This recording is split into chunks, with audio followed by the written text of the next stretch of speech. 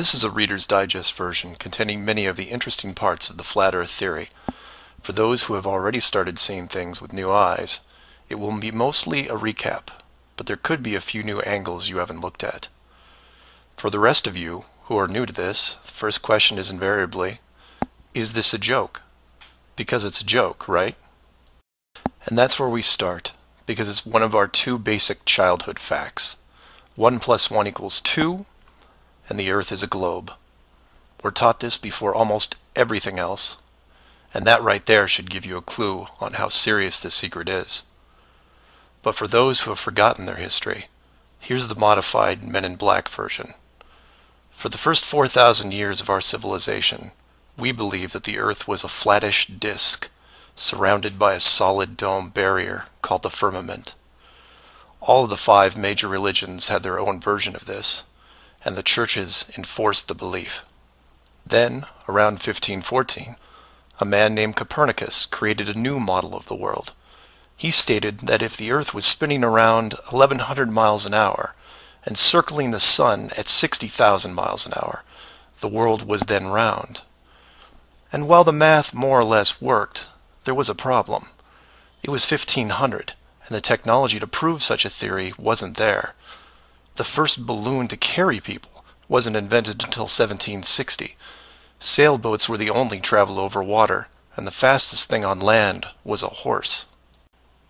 But the new worldview was promoted and took hold. The religions adapted to handle the new reality, and life moved on.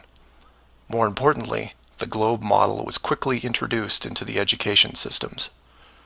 Over the next 500 years, the challenges to this model faded, to the point where the globe was accepted as universally as physical laws such as gravity. Read that again if you didn't absorb it. For 20 generations, people believed that the Earth was round because there was a globe in every classroom they sat in. There was no proof. Hundreds of years went by, and still civilization had no way of proving the theory. Planes were invented around 1900, but until 1957, nothing could go high enough to give a true perspective of where we lived. And that's when everything got strange. The United States and Russia both sent up rockets high enough to take decent pictures, and what they saw scared them a great deal. How do we know they were extremely concerned about the sky? Because the US and Russia immediately started firing nuclear weapons straight up, and they kept firing for the next 4 years. A few things to keep in mind here. First, this was now 1958. Nuclear weapons were very expensive and hard to come by. These also weren't those nominal yield 20 kiloton toys we used on Hiroshima. This was high kiloton to low megaton, and we couldn't get them up fast enough. And the strangeness continued in other places. In 1959, only a year into the atmosphere bombardment, 10 nations, including the United States, made Antarctica off-limits to any colonization. A treaty was put in place and to this day remains intact. Over 50 nations now have signed off on this treaty. Do you know any treaty that has lasted that long between all industrialized nations? Moreover, do you know any piece of real estate in the world that is owned by no one? You would think at the very least one of the large oil companies would use their huge financial resources to explore this region, and yet they don't even petition the idea. The short version of the discovery is this. By 1958, the military had discovered the very solid upper and outer edges of our world, and had to create a way to put up "Do Not Enter" signs without looking obvious. It was tricky, but if there is one thing I have learned about the authority, it's that nothing is left to chance. Most of the work had already been done for them, so their job was primarily in the details. The sky part of the dome was much higher than commercial air traffic, so the only thing they had to worry about there was the space program, which is immediately militarized. The outer border had the natural benefit of not only an extensive ocean, but a scaling decrease in temperature and a steady increase in iceberg frequency to discourage ships, all leading to a permanently frozen landmass that could not be used for any form of agriculture. This ocean and ice layout had worked well for thousands of years because the technology of the current civilization didn't evolve quickly. Sailors avoided cold weather seas whenever possible, and oxygen levels get low enough to harm people, even on high mountains. The brilliance of the design comes in the simple fact that human males are corrupted by power. Corruption so total, in fact, that they would rather hide the world itself rather than risk their power on it. You could theorize that kings and popes were told of the world a long time ago. Maybe an ancient scroll or book. Perhaps an interdimensional being told the tale of what the world looked like. But this was all but dismissed, because even the most powerful leaders of the day couldn't reach the borders. And if they couldn't, what chance did the general public have? It's one thing to be told of the giant impenetrable dome, but it's a whole different animal when you finally stand right next to it. Then the tough decisions have to be made. Do we keep the secret? And how far are we willing to go to keep the status quo? Once they decided to keep the secret, no expense was spared. The rapid progression of rocketry science had to be addressed quickly, and so the moon missions were created. Matt from the NASA channel was right in his thinking that you needed the moon mission event to stage a picture of the Earth from deep orbit, and that couldn't be more true. Establishing NASA as the frontrunner of space exploration also diverted people who would have otherwise created their own space companies for profit. The best engineers, technicians, and pilots were recruited to the NASA space program. Once there, they were compartmentalized on a need-to-know basis. The astronauts know of the deception and are sworn to secrecy under the penalty of whatever motivates them. Private space programs are discouraged, sabotaged, or absorbed into the NASA fold. Private sector spacecraft are just not going to be allowed for several reasons. The most obvious is the collision with the dome itself. The telemetry data from such a mission would show an impact failure at a certain altitude, and if repeated, would raise questions NASA just isn't prepared to answer. There are 3 perpetual questions about our world that can't be eliminated, but avoided at all costs. These are the questions you should ask yourself and others if this protective layer is going to be lifted. I'd like to preface this with a thank you to Max Malone, a conspiracy hardcore who has a knack for boiling down debates to a single paragraph whenever possible. It was he who said, after over 50 years and thousands of hours of space travel footage, both by NASA and other countries, there is no exterior shot where the astronaut completes the simple act of panning the camera 180 degrees, let alone a full 360-degree sweep. This has never happened on any moon mission, exterior space station, nothing, ever. Statistics will tell you that this would have already happened by accident years ago, but it hasn't, and it won't.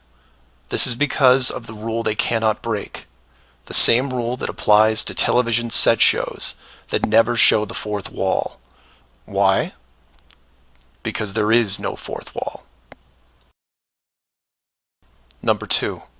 When you search online for pictures of the Earth from space, 95% of what you will see is a collection of artificial composite shots.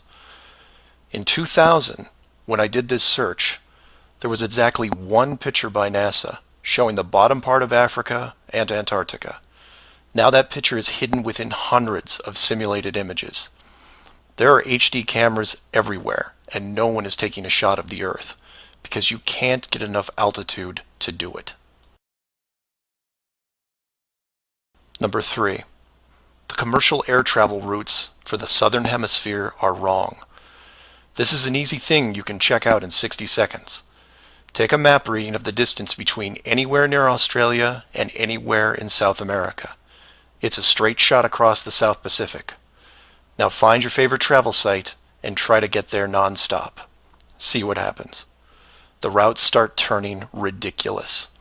I used to business travel for years, and I've never seen anything like it.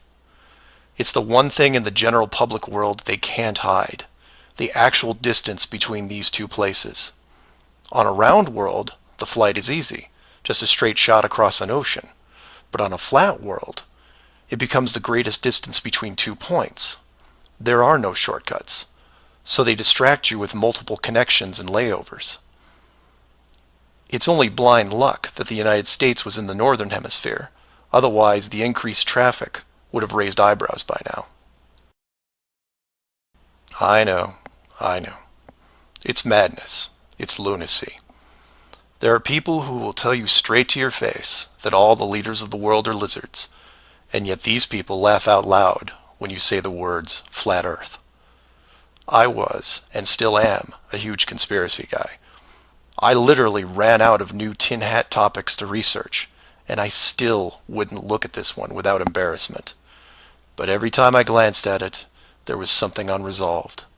And once I saw the near perfection of the whole plan, I was hooked. Do your own homework. Ask the questions. Get past the possibility and see if you can move into an even bigger picture.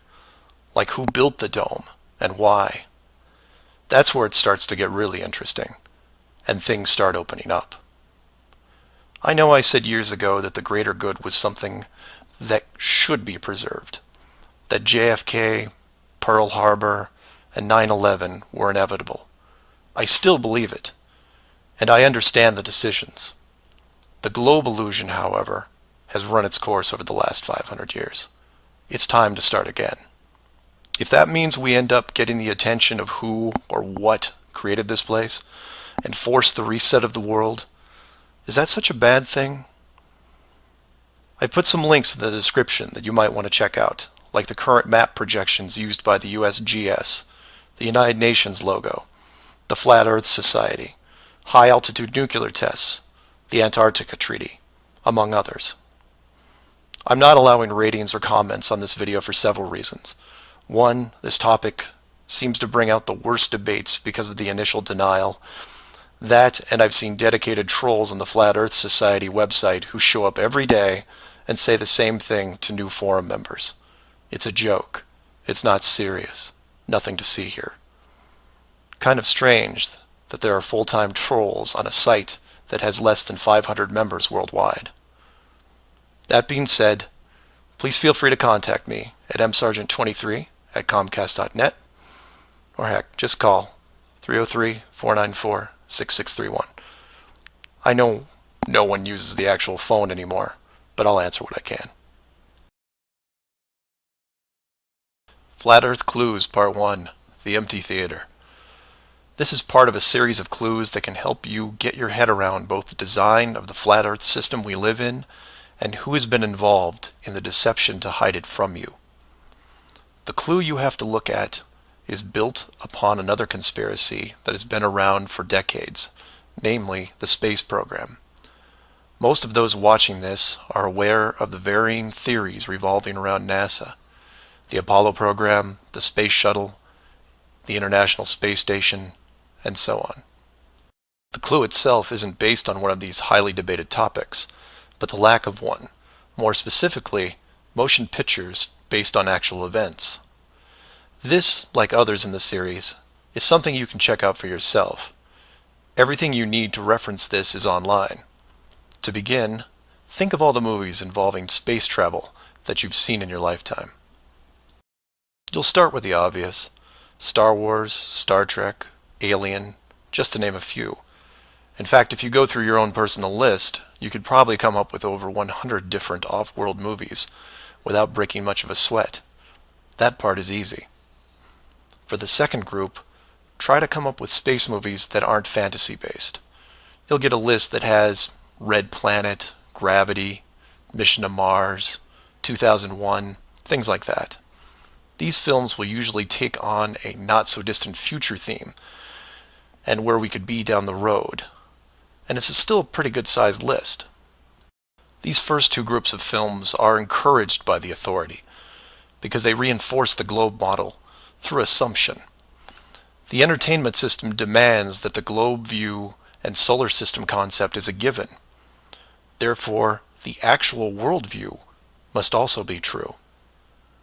Or to put it another way, if you're using your suspension of disbelief as you watch a movie like, say, Gravity, then subconsciously you're reinforcing the movie right on top of the real world. The more of these movies you watch and enjoy, the more the lines blur between what you want to believe and what you actually know.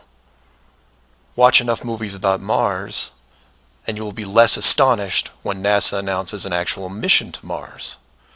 Same with the Moon, other solar systems, and so on. Releasing the movie 2001: A Space Odyssey in 1968, right before the actual Moon missions, was no accident.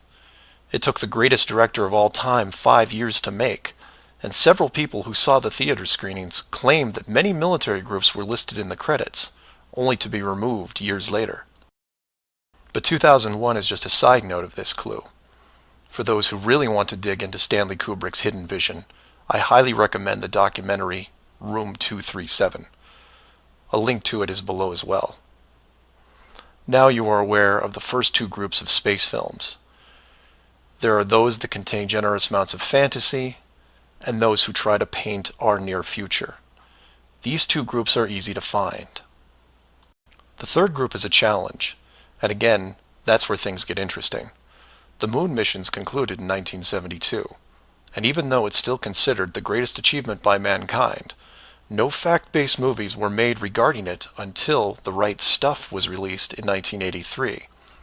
Now you might say that it had only been 11 years, and maybe it was tough to get the rights, and so on.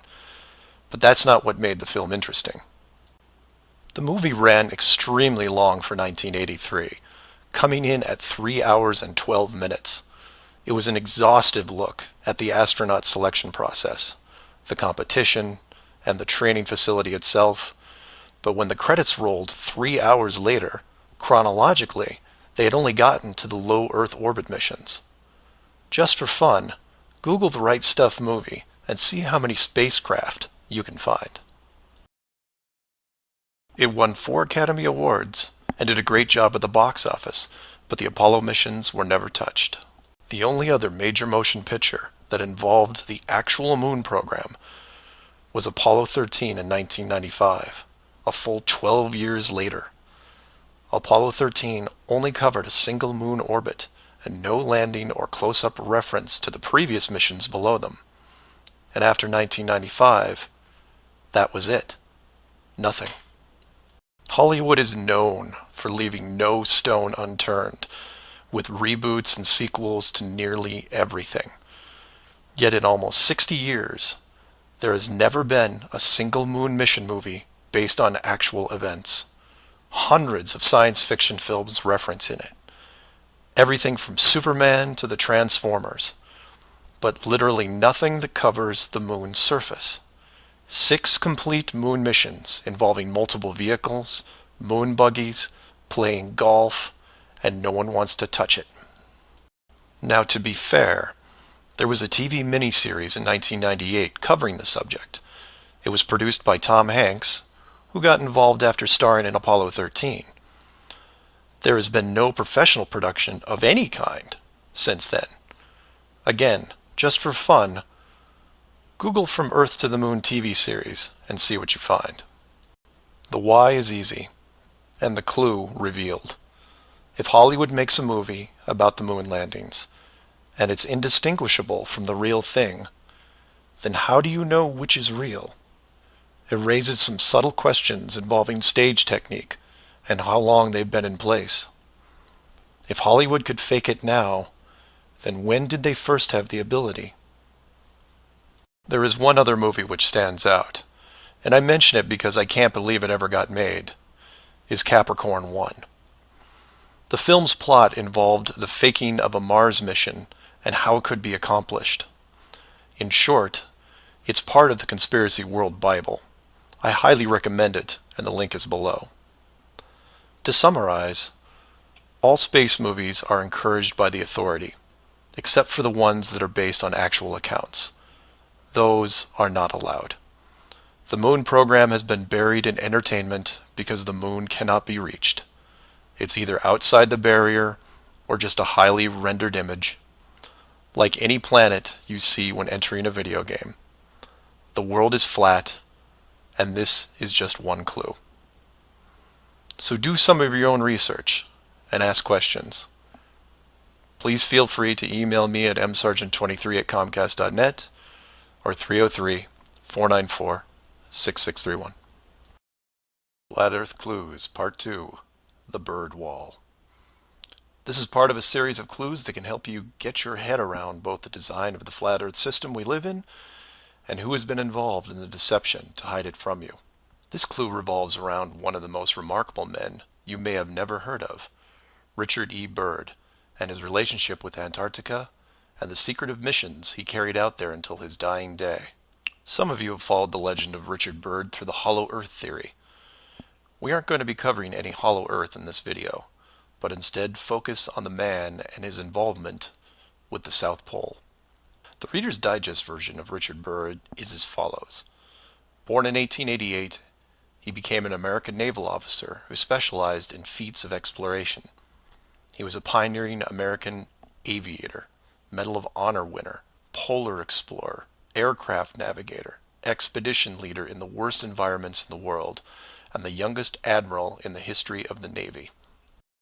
In addition, his list of awards takes up several pages in Wikipedia, including 3 ticker tape parades in his honor.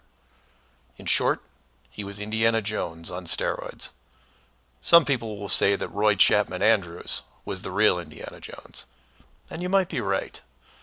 But Richard Byrd beat Indy 6 days a week and twice on Sunday. I mention all his accolades to paint a picture of credibility and trust.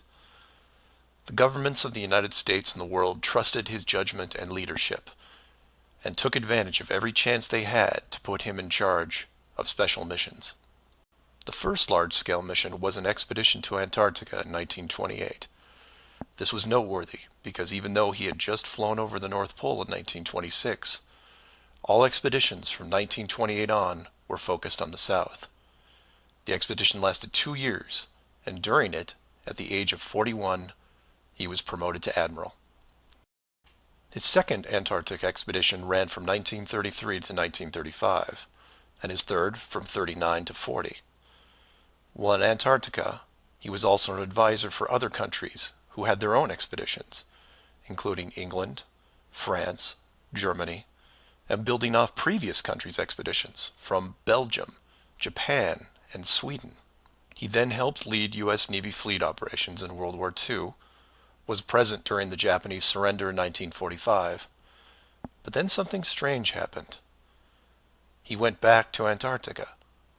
Now, some of you aren't surprised because he'd been there since 1928, and I agree with you. It's the how that's interesting here. His fourth trip to Antarctica wasn't an expedition. It was a military operation called Operation High Jump. Commanding an entire aircraft carrier group that included 13 support ships, Admiral Byrd led 4,700 men to the South Pole, for reasons that are still shrouded to this day. Some say they were chasing the remaining Nazi fleet, even though Germany had surrendered a full year earlier. Others say there was a Nazi base established in Antarctica during the war, when Admiral Byrd was absent. None of these theories are important for this video. What we do know is that the U.S. had sent an excessively large military force to the ice, all under the guise of peaceful intentions. During this operation, Admiral Byrd told a Chile newspaper this: "The most important result of his observations and discoveries is the potential effect that they have in relation to the security of the United States.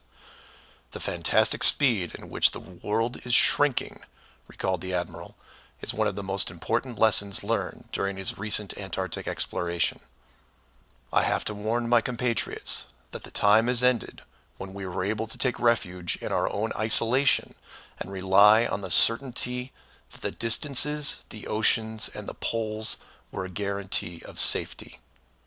After the operation, Admiral Byrd toured the States and gave interviews, the most interesting of which is a national television show in 1954 called The Longines Chronoscope. A horrible name, but a decent show. I've added a segment of it at the end of this video and linked it in the description. During this television interview, he first spoke of an area beyond the South Pole as large as the United States, which no one had set foot on yet.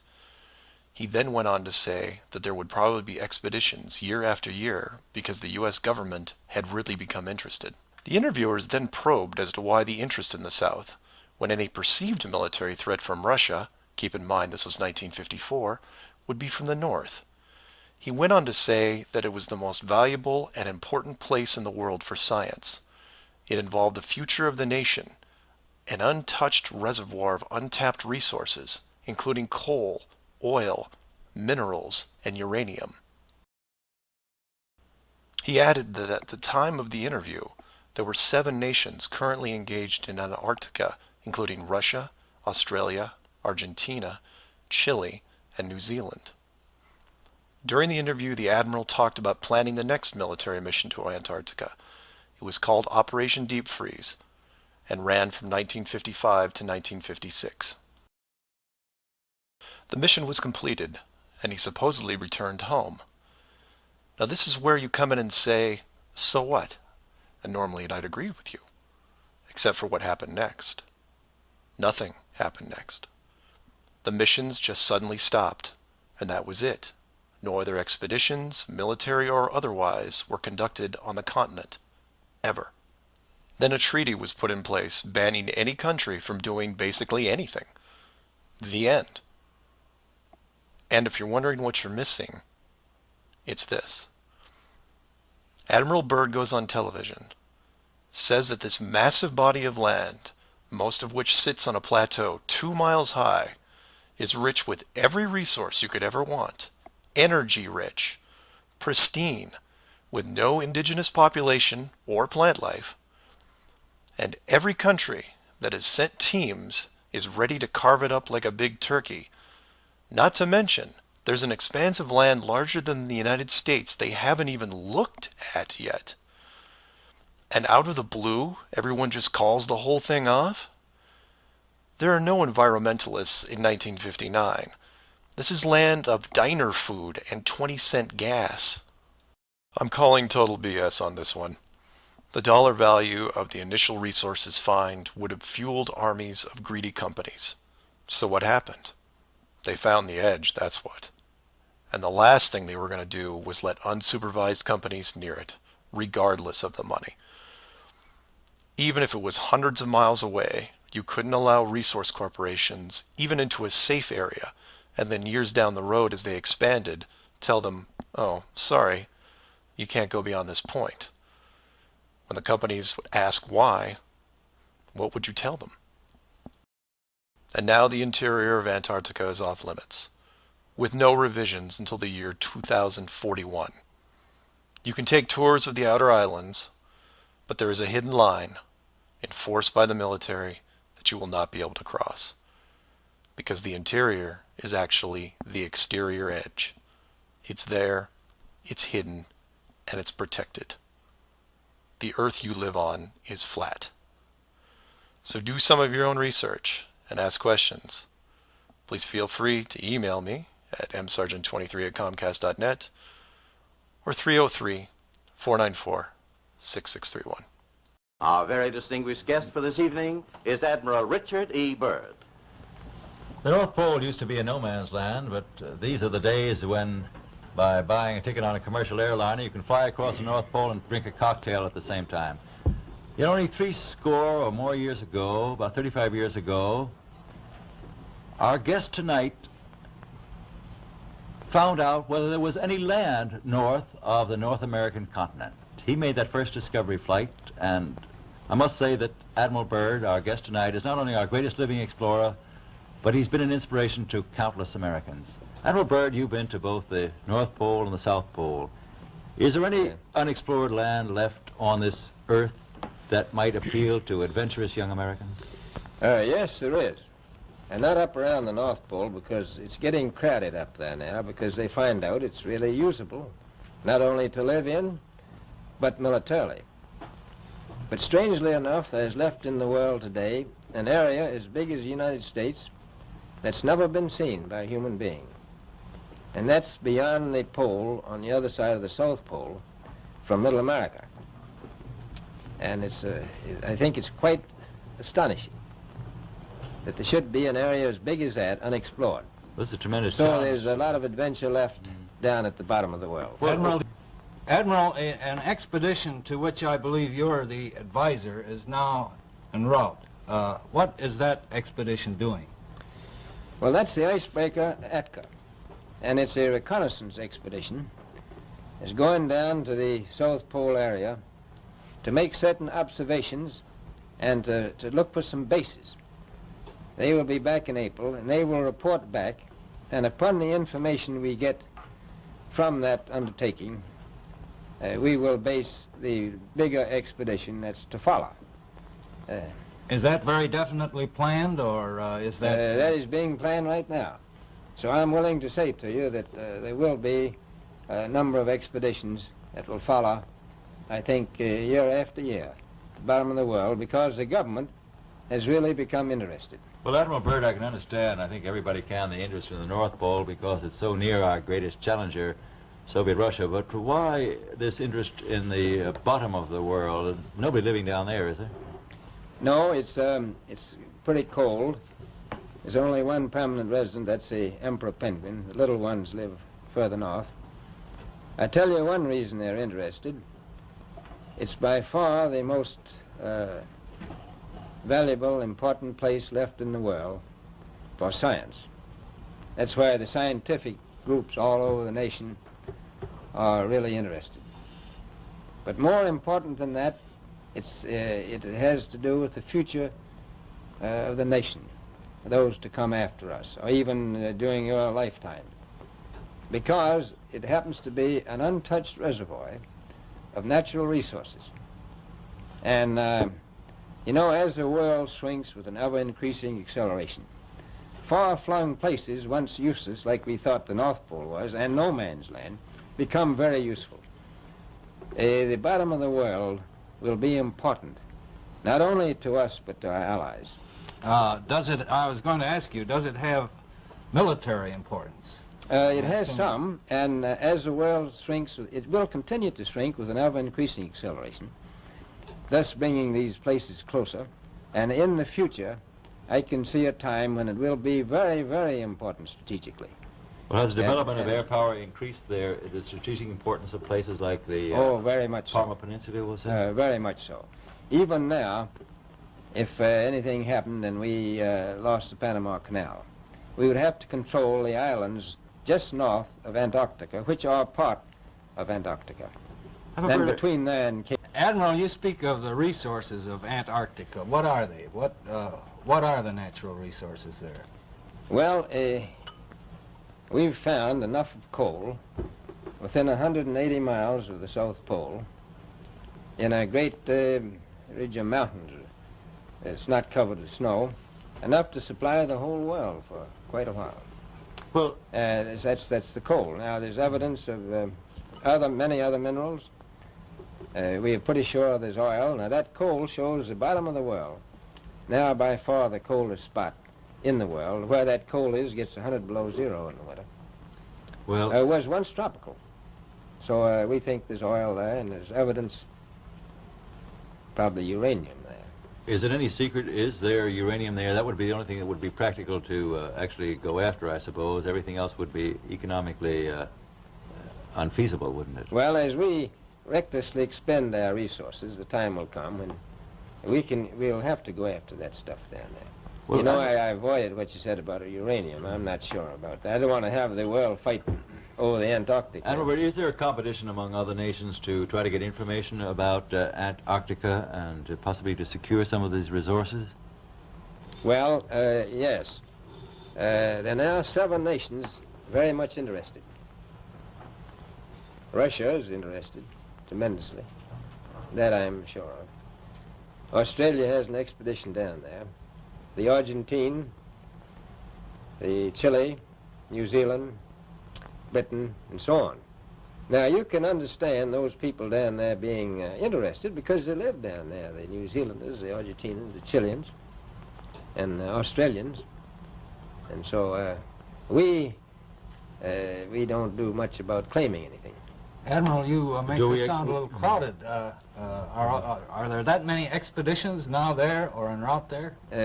Well, you know, as I said, it's the most peaceful place in the world, but I don't think it will be for long because of this intense interest on the part of other nations and this nation. Flat Earth Clues, Part 3, The Map Makers.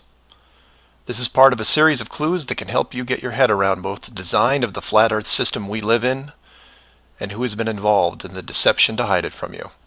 This clue looks into the USGS, otherwise known as the mapmakers of the world, and a few surprising things that they and others have in common with the flat Earth idea. All the reference links are provided in the description below, and I encourage you to check them out. For those of you outside the United States, USGS stands for United States Geological Survey, a scientific branch of the U.S. government. Formed in 1879, and with the help of the ever-expanding American Empire, they quickly became the premier map makers of the known world. Currently, they have around 9,000 employees and an annual budget of over $1 billion a year. They also have extensive science departments covering biology, geography, geology, hydrology, and many programs tied to them. Their motto since the 1990s has been "Science for a Changing World," and I'm going to show you how true that really is. What does this large, really boring government group have to do with the flat Earth?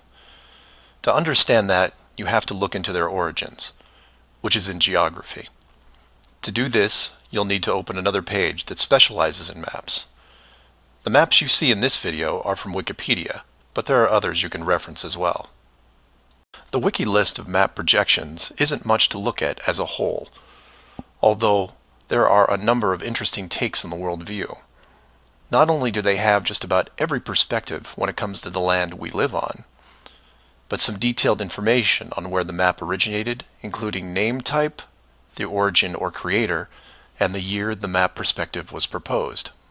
Now, some of these will be very familiar, especially the ones that you would see on your classroom wall.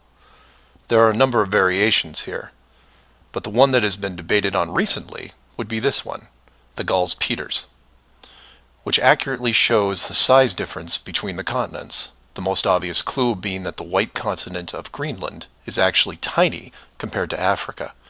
But I digress.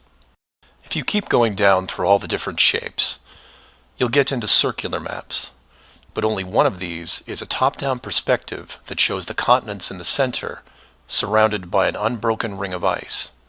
In Wiki, it's called the azimuthal equidistant, and just to make it easier, I'm going to abbreviate and call it AE for short. Why is this map so interesting? Well, if you're looking at the Wiki page, you'll spot a few reasons.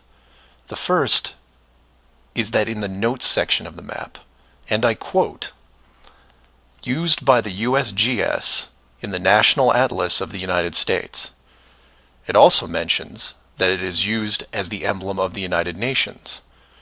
Of all the maps on this screen, it is the only one that references a group of any kind. And if you keep this page open and navigate over to the Flat Earth section of Wiki, you'll notice towards the bottom of the page a similar map. I've referenced it here, and you can tell quite easily it's identical, but not referenced or linked as the AE model. To make things even more strange, we go back to the USGS model, and you see that it was first proposed 1,000 years ago, and you may think, well, that's a bad link.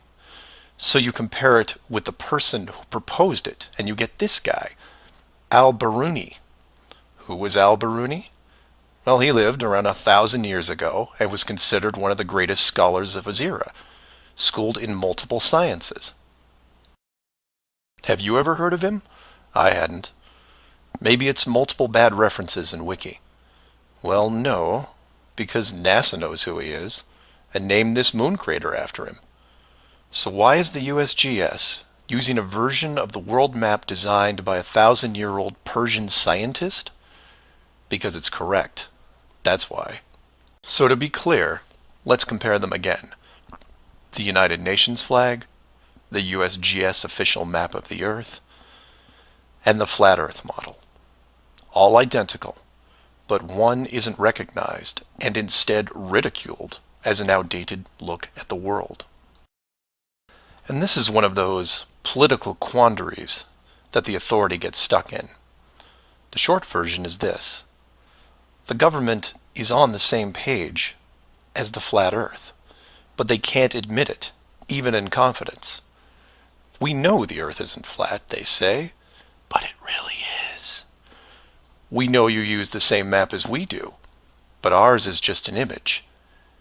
And anyone who says differently is obviously crazy. It makes you wonder how long the USGS has been using that model as an official reference. The United Nations started using it for their logos in 1945, and then made some final adjustments in 1947. And the UN flag also raises a few questions, like, why isn't Antarctica represented on the map? Is it supposed to be assumed in the outer circle, or perhaps the spiky olive branches on the outside? They don't mention it anywhere online. And this is what I like to focus on: the gaps, the holes in the plot, the unanswered questions. The USGS using the same map as the flat Earth, but not saying why, not recognizing it, or that you can't link the very same image from the Flat Earth Wiki back to the actual AE definition of the projection. The authority figured out in the 1950s all of the borders of our enclosed world, and have done a great job hiding it over the decades. But the world's a complex place, and there are clues out there just lying around. I think it's time you saw some of them. So do some of your own research and ask questions. Please feel free to email me at msargent23@comcast.net or 303-494-6631. Flat Earth Clues, Part 4, Shell Beach. This is part of a series of clues that can help you get your head around both the design of the flat Earth system we live in and who has been involved in the deception to hide it from you. This clue covers the near-perfect design of the flat Earth model and will break down some of the logic behind the decisions made. It sounds like a big task, and it is, but to start, let's look at something small, like this little guy. Take an ordinary mouse and put it into a glass cage. It doesn't have to be a mouse. It could be a snake, a lizard, an insect. It makes little difference for this exercise. People identify with mice because they're used to seeing them in lab experiments. Mice also don't have any sinister connotations. They're seen as relatively innocent and benign, the perfect test subject, as it were. I have yet to meet anyone who has a bias against the lab mouse. So the mouse goes into the box for the first time, and the reaction is always the same. It explores its surroundings, and more importantly, tests the barrier around it, probing for exits or potential exits. The mouse inspects every inch of its new glass home, and at some point settles into the acceptance that the walls are indeed solid and that it may be there for a while. Every so often, it will repeat the process, again checking the boundaries of the cage, just in case something has changed. What it doesn't do is act like it would in the wild, because it realizes that it's in a form of captivity. The glass box doesn't even remotely resemble its natural environment. You could put this box in the middle of a forest and the mouse may feel slightly better about its situation, but it still knows that it's been trapped against its will, and will settle into a non-native lifestyle. You could take all the other small animals that could be substituted for a mouse, the snake, the lizard, the insect.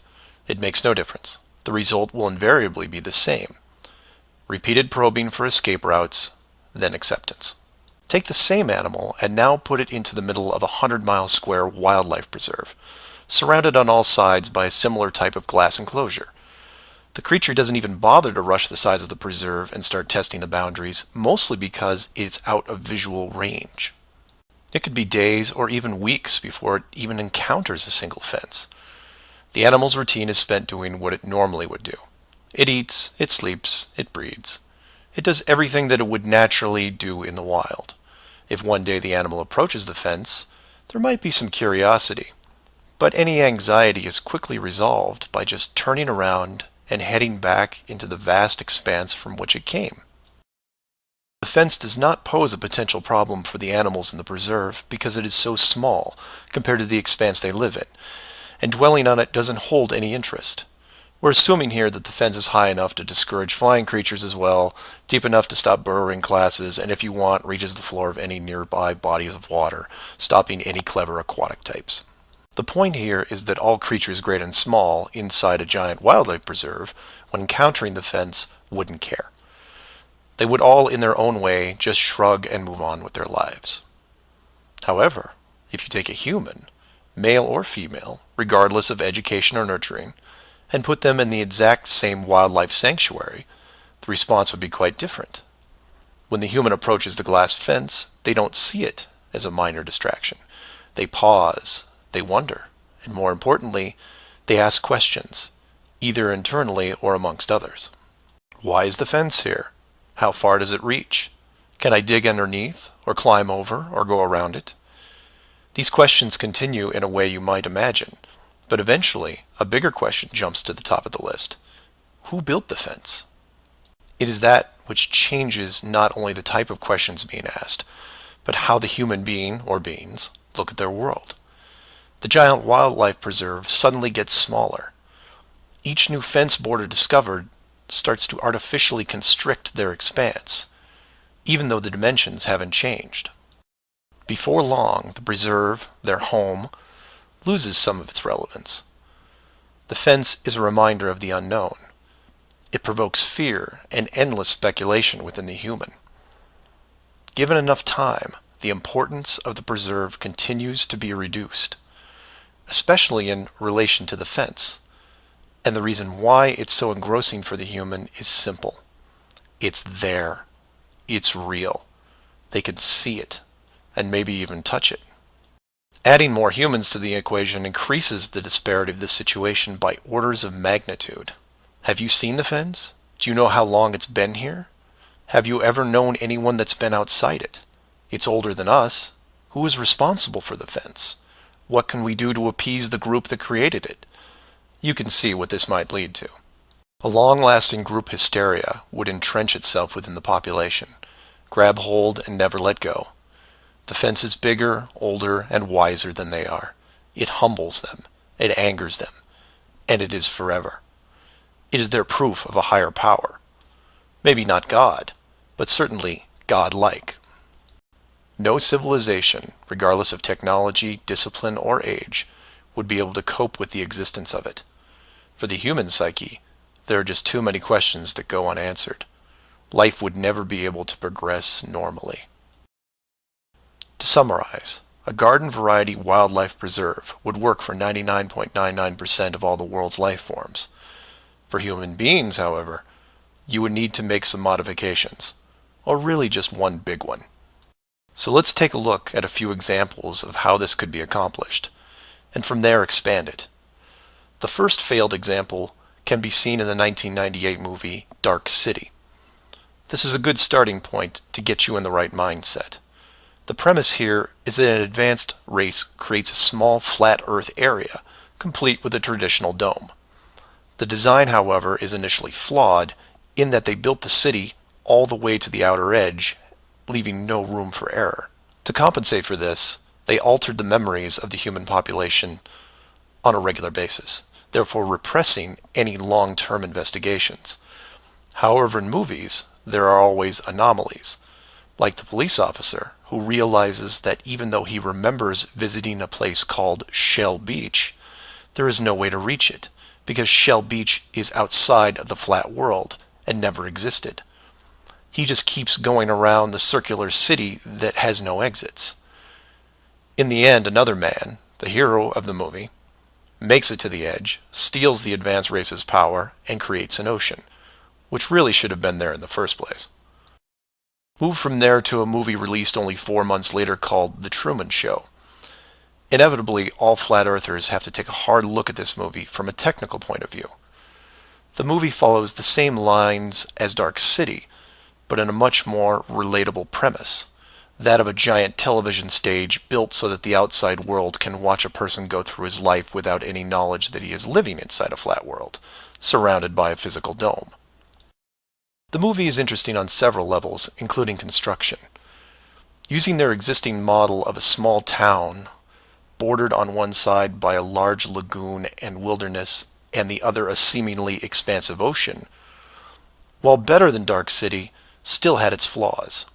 For one, it was less than 20 miles across, and even though Truman's desire to explore was repressed, there was still a chance that he would venture to the outer edge, which is where the movie ended. But for the most part, it worked. Truman believed the entire scenario because he was born into it, and then lived 30 plus years without any reason to doubt where he was, which could be said for any of us. If it wasn't for the, and we'll say movie mistakes, that the studio fell victim to, then the show would have never ended. And this then raises hypothetical scenarios like, how many kids like Truman could you have raised inside that dome? 10? 50? Now, logistically, you can see how it might be problematic in keeping tabs on that many kids, especially as they got older. But with enough sleight of hand, it could be possible. A fictional situation just like that was made into the 2004 movie, The Village. And even though it turned into one of those M. Night Shyamalan plot twist things, the premise was very feasible. A wealthy group of idealists buy a large parcel of land in an existing wildlife preserve, create a small town from the 1800s, and raise children there. They pay off government officials to keep planes far away and spread a myth that monsters live in the forest. As far as the kids are concerned, they actually are living in a small Pennsylvania town in the 1800s. And being born into it, why wouldn't they? If the story continued, eventually the elders that founded the town would all pass away, leaving the children to pass on the legacy, free from any burden of guilt that their world was not what it appeared to be. And keep in mind, this was done with very little land manipulation and no dome. This then circles back to how many actors the fictional Truman Show really needed to hire. Other than the leads who did product placement, the rest of the town could actually just live their lives like anyone else. Use phone lines to call outside, go to restaurants, watch television at home, and so on. But again, I digress. Assuming the technology was possible, how many people like Truman could you keep in a dome the size of, say, a state that was hundreds of miles across? Probably thousands. If you kept expanding the size of the dome to a few thousand miles, well, then you're talking millions. But when it gets that big, something interesting happens. You don't need the actors anymore. Start it up like The Village, and within just a few generations, everyone is oblivious. And you can leave them to their own devices. Starting to sound familiar? In fact, the larger you make the enclosed world, the less micromanaging needs to be done. It gets easier as it scales up. This brings us back to the missing modification you need for the human race. To keep the storylines consistent and remove all the hocus pocus of monsters in the woods or that you can't get to Shell Beach, you place in gradual negative reinforcement, one that creates an illusion of choice. Say, for example, that Truman went out in the sailboat the same as before, but this time the dome was twice the size and the simulated ocean far larger. How far would he travel before getting hungry, thirsty, or tired? The movie ending is then in doubt. And if you compare this scenario where you are now, then you start to see it. Look at the flat Earth map again. Continents grouped in the center, surrounded in all directions by hundreds of miles of salt water. Think about how much further ancient ships would have traveled if you could drink what you were sailing on. As you move closer to the edge, the temperature starts taking a nosedive. Then you start seeing icebergs. If that doesn't stop you, then you run into what we call Antarctica, which is a steep climb 2 miles up with no plant life or indigenous livestock animals. And if you had the wherewithal to make it that far, you would still have hundreds of miles of endless ice and snow. It's easy to see why so few people have gone the distance. Compare this to the upper ceiling, which is much easier to maintain. You simply decrease the oxygen rates so that every 1,000 feet up it gets more difficult to breathe. This slows down exploration over mountain ranges and discourages limited control flight, such as balloons. Also keep in mind that the dome itself doesn't have to be that high in relation to the outer ring. With commercial aircraft capping out at 10 miles and rockets less than 400, the dome would actually look more like a stadium roof, depending on how you wanted to display things like the sun, moon, and stars. An enclosed world with these type of safeguards would be able to sustain an unknowing population for, say, what, 4,500 years? Then you could artificially introduce a globe model into the scientific community before the civilization technology reaches a point that could lead to discovery. And 500 years later, here we are. A civilization inside an amazing structure, doing what we would naturally do, while the authority stands by the gate and fears the consequences if we ever found out for ourselves. So do some of your own research and ask questions. Please feel free to email me at msargent23@comcast.net or 303-494-6631. Flat Earth Clues Part 5, The Status Quo. This is part of a series of clues that can help you get your head around both the design of the flat Earth system we live in and who has been involved in the deception to hide it from you. This clue covers the inevitable and sometimes frustrating question of why the authority would go to all the trouble of hiding the flat Earth. My hope here is to show you different angles and a progression of events, all of which lead to a very changed world, both physically and mentally. To open, we have to go way back to when the world was a much more simple place. You had your 5 major religions, including Buddhism, Hinduism, Judaism, Islam, and Christianity. Each of these groups had their own version of what is known in Genesis as the firmament, or the flat circular world enclosed by a solid dome-like barrier from where the creator, or creators, looked on. I'm not going to explore all the subtle differences between the groups. Suffice it to say that it's interesting that despite their differences that led to acts of horrible violence between them, there was no real Earth model debate.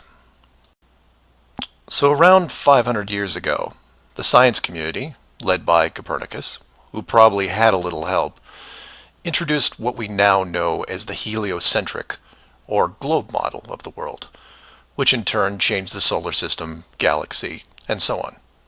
The religions, seeing that this globe model was gaining popularity, feared a loss in the fan base, so they all adapted their religion to include the globe model.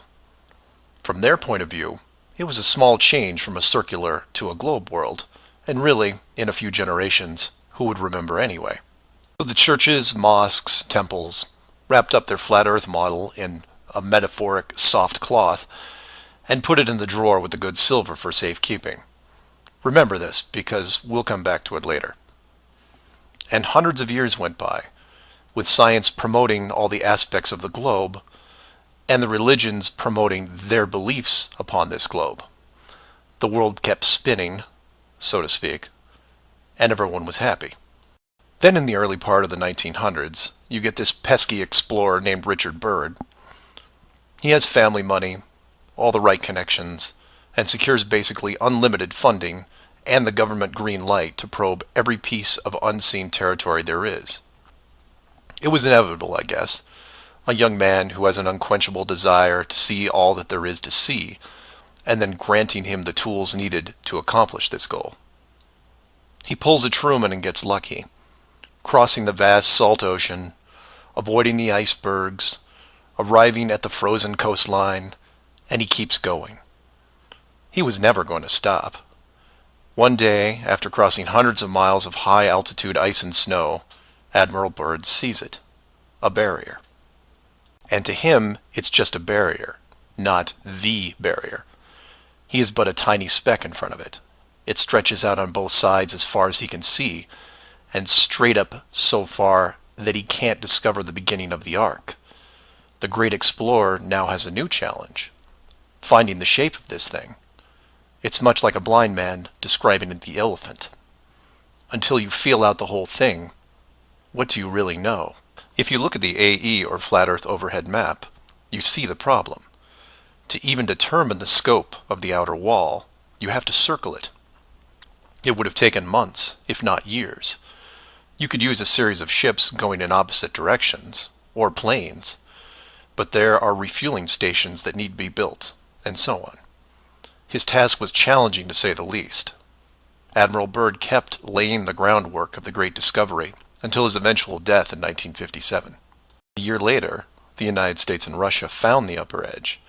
From there, the math was easy, and moreover, you could actually see the real world.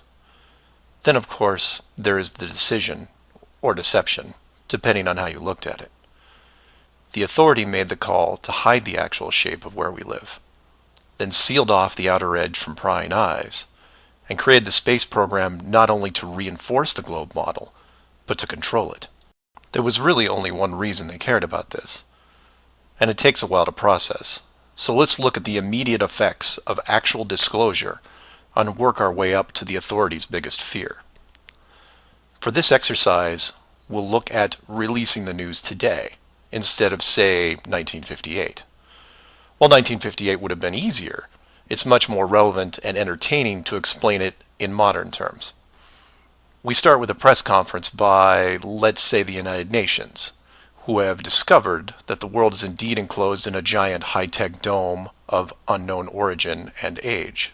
The public reacts with wonder and awe, trying to take in the sheer scope of this announcement. Facebook crashes, Twitter crashes, entire mobile networks crash. It's like hitting a beehive with a sledgehammer. News organizations around the world send teams to the outer edge to confirm the finding, and the general public is glued to their media devices. That's the good news, the excitement, the revelation, the positive shock.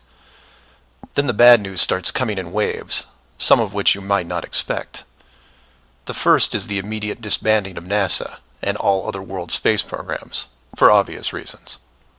Most governments will secretly pardon these groups and keep them immune from class action lawsuits, the lawsuits themselves coming from NASA investment groups, claiming fraud. Regardless, everyone at NASA, despite their good intentions, is out of a job overnight. And this is where you would say, good, they deserve it. About time they stopped lying to everyone.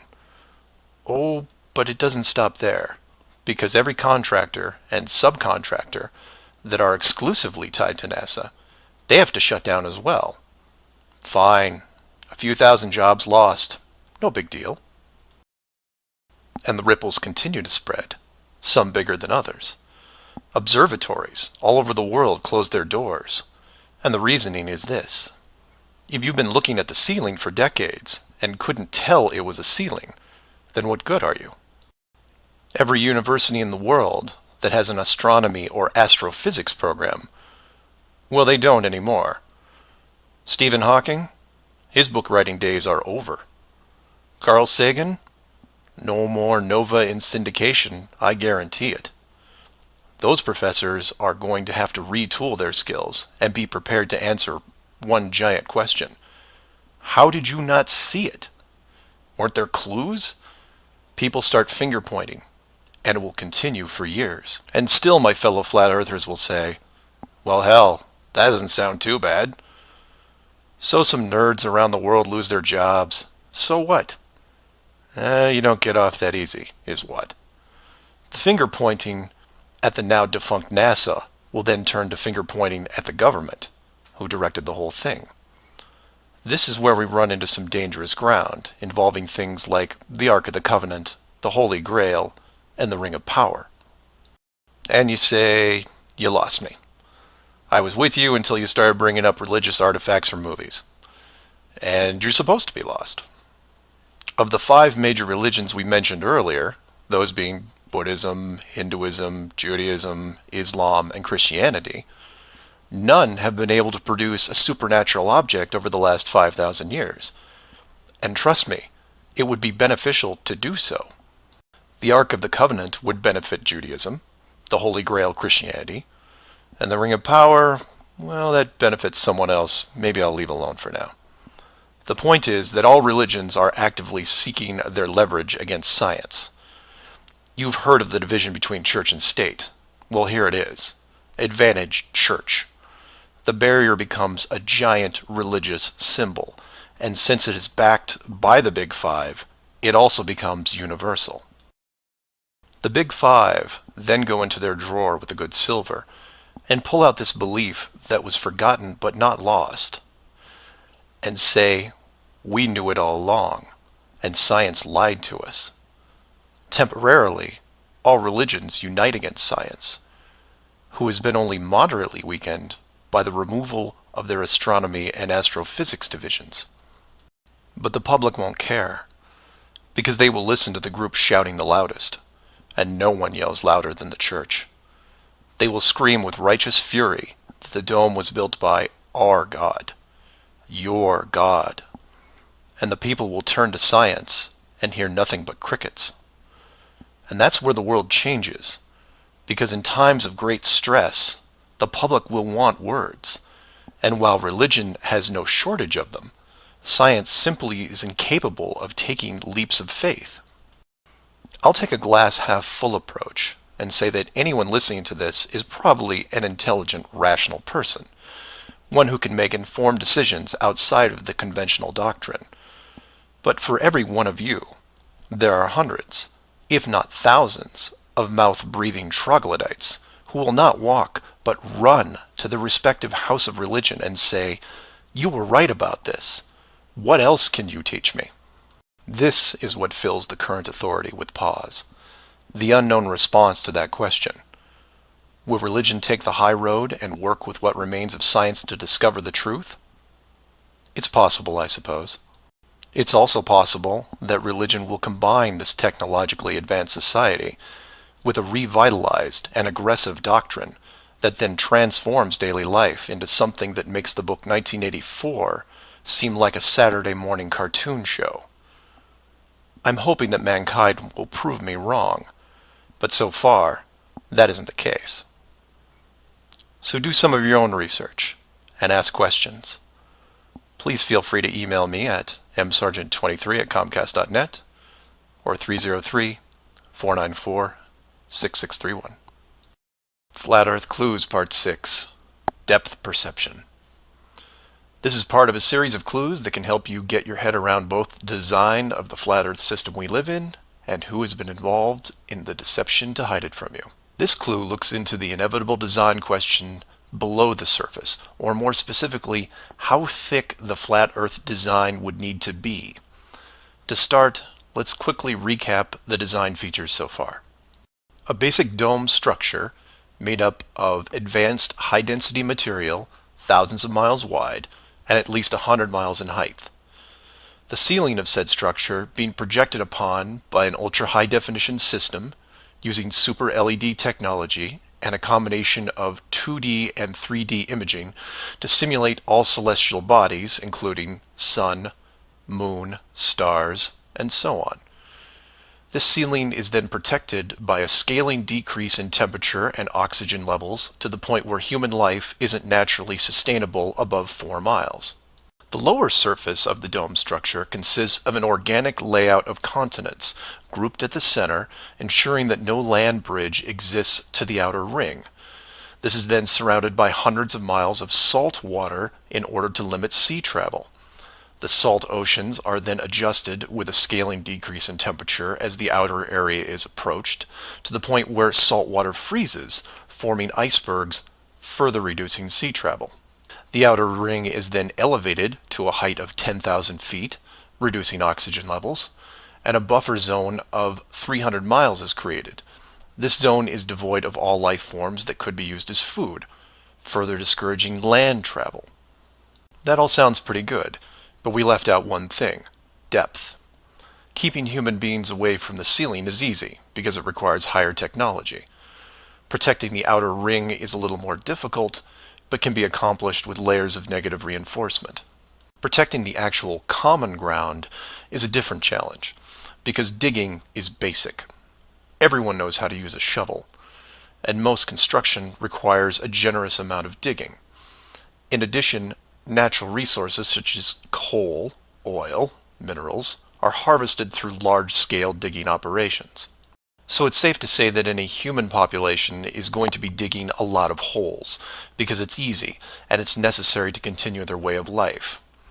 That being said, how thick would you need to make the flat Earth model so that people didn't accidentally dig their way through? You could use the same method as the outside barrier and create a series of undesirable layers, ending in a solid barrier. But the ever-expanding increases in general population would create an unnecessary risk. If the bottom of the flat Earth was composed of, say, an unbreakable material, this would pique the digger's curiosity, and if repeated all over the world, would raise suspicions of design. While a solid barrier works at the end of a frozen wasteland where no one is venturing, or allowed, it doesn't do much if it's found in a mining quarry or someone's backyard. For that, you need something that hasn't been used up to this point: a scaling increase in temperature, all the way to an ignition flashpoint and then beyond. Now you will jump in and say, well, of course, we all know that there is molten rock below the surface. We see it in volcanoes and, well, volcanoes. Yes, you do. And we've all seen the cross-section diagram of the globe Earth, which shows ever brighter bands of molten structure and so on, which is why I included the wiki link in the description that covers the official view of the Earth's structure. And I quote, "Scientific understanding of the internal structure of the Earth is based on observations of rock in outcrop, samples brought to the surface from greater depths by volcanoes, analysis of seismic waves, measurements of gravitational and magnetic fields, and experiments with crystals at pressure and temperatures characteristic of the Earth's deep interior." In short, they have no clue on what's below them. None. In fact, the deepest holes ever drilled, which I've also linked in the description, only go down 8 miles. To repeat, no one has gone below 8 miles anywhere. And every drilling survey is the same: a scaling increase in temperature to the point where drill bits stop working. And you come back and say, but volcanoes. Yes, there are volcanoes, holes in the earth where molten rock is produced, under pressure, I might add. Certainly that can't be artificially created. No? We can melt rock right now. It's called a smelting plant. What do you think your car is made out of? Melted, reformed, and polished rock. We have the technology to do this. It all comes down to scale. Create a large set of furnaces at, say, 50 miles below the surface that can melt and pump molten rock. And you say, what would the furnaces be made out of? Oh, I don't know. How about the same dome material that can withstand nuclear weapons? So you take the molten rock, locate a few random access points on the surface, and the rest comes naturally. Volcanoes also reinforce the Earth structure model that the molten rock goes all the way to the core, which then in turn reinforces the globe model, and then we're back to where we are now. A smoldering globe flying through space at high speeds that from a design standpoint makes no sense. So how thick would the flat Earth model floor need to be? Oh, for common use, say less than 100 miles, similar to the ceiling in scale. Large heat generators placed in a pattern, a thin layer of molten rock 10 to 20 miles down, which is really just a geologic pipe system to help with the generation of terrain. And there you have it. An efficient way of discouraging all those digging humans from reaching too far, combining a physical barrier with a mental one. 8 miles down and you're going to tell me what the entire core looks like? Give me a break. So do some of your own research and ask questions. Please feel free to email me at msargent23@comcast.net or 303-494-6631. Flat Earth Clues Part 7. The long haul. This is part of a series of clues that can help you get your head around both the design of the flat Earth system we live in and who has been involved in the deception to hide it from you. This clue looks into a topic I only glanced at in the original guide, which is the southern hemisphere, or in the flat Earth model, the land masses closest to the outer ring. I like to give credit where credit is due, and the long haul title was given to me by a fellow flat earther who did some of the same research I did. The summary of the video is this. If you are looking to show someone how to view the flat Earth from a practical point of view, this is the example I would use. I'm going to show you how strange the world looks using just a few websites, some simple math, a couple minutes, and your brain. You don't have to write anything down, unless you want to, of course. I'll give you everything you need on screen and break down one of the examples as well. I'll also link the sites in the description for reference. First, here are some websites that help you calculate distance. The GPS on your phone already does this, and you may have an app as well, but here are some dedicated examples. Timeanddate.com, tripit.com, distancefrom2.net, worldatlas.com, freemaptools.com, and travelmath.com. If your favorite isn't listed here, like Google Maps, then use whatever is most familiar to you. Now we are going to look at two specific groups of cities. The first group is going to be from the area around Australia, including New Zealand. We'll call this Group 1. Group 1 includes Melbourne, Australia, Sydney, Australia, Perth, Australia, Auckland, New Zealand, Christchurch, New Zealand, and Hamilton, New Zealand. The second group is going to be some cities in South America, all in the southern hemisphere. I mention this because if you go high enough, you will run into a few cities that won't work. Group 2 includes Rio de Janeiro, Brazil, Sao Paulo, Brazil, Brasilia, Brazil, Buenos Aires, Argentina, Lima, Peru, and Santiago, Chile. Again, there is a link in the description with many other airports. Now, these two groups are interchangeable, as you would imagine, so you can start or end with either Group 1 or 2. The results will be the same, and just to make it interesting, I'll use a slightly different example which a fellow flat earther did the legwork on and show you that even these two groups aren't exclusive. So you take anything from Group 1 and anything from Group 2 and you get some distances ranging from 6 to 8,000 miles roughly. That's all I want you to do here is get that part in your head, noticing that the route is bent because they have to account for the curvature of the Earth. All these directions are what you would expect, a straight shot over the South Pacific Ocean. Now, just to prove it's not an exclusive route, instead of starting in, say, Rio and landing in Auckland, I'll start what should be the opposite side, in Cape Town, South Africa, which is roughly the same distance on a globe Earth coming in at 7,300 miles. Notice on the map it's still a straight shot through the Indian Ocean and not crossing any countries. An easy route. I try to book my flight. For this example, we use TravelMath, but you can use whatever is easiest in your country, like Priceline, Expedia, Travelocity. It will make no difference because they're all tied to the same system. And this is when everything goes wrong. So the first leg, the airlines don't send me due east, but instead shoot me 4,700 miles almost due north to Dubai. Okay, maybe we're just picking up people. Seems a bit excessive, but I'll go with it. I'm probably comfortable in my seat drinking vodka tonics anyway. And from Dubai, it should be a straight shot home to Auckland, right? No. Now they send me southeast to Melbourne, a mere 7,300 miles. And then finally a third leg from Melbourne to Auckland coming in at around 1,600 miles. I'm rounding up or down to make the math easier. Regardless, the total miles for this flight is almost double what should be expected, coming in at 13,600 miles. In addition, the trip took me 37 hours. How long should it have taken? Well, in a 777, about 12. Now this is where you come in and say, well, it's probably an isolated incident, or some strange connection thing. You know how the airlines are. Oh no, my friends. We can do this all day. This roulette table is rigged, and there is no way to get a fair game. The first part of the clue is the utter lack of non-stop flights from anywhere in this hemisphere, which is why I gave you multiple cities in each group. And here's the plot hole for you. Flying from international cities like Sydney, Rio, Santiago, or anywhere else close by, you can't get a single non-stop flight, no matter how much money you pay.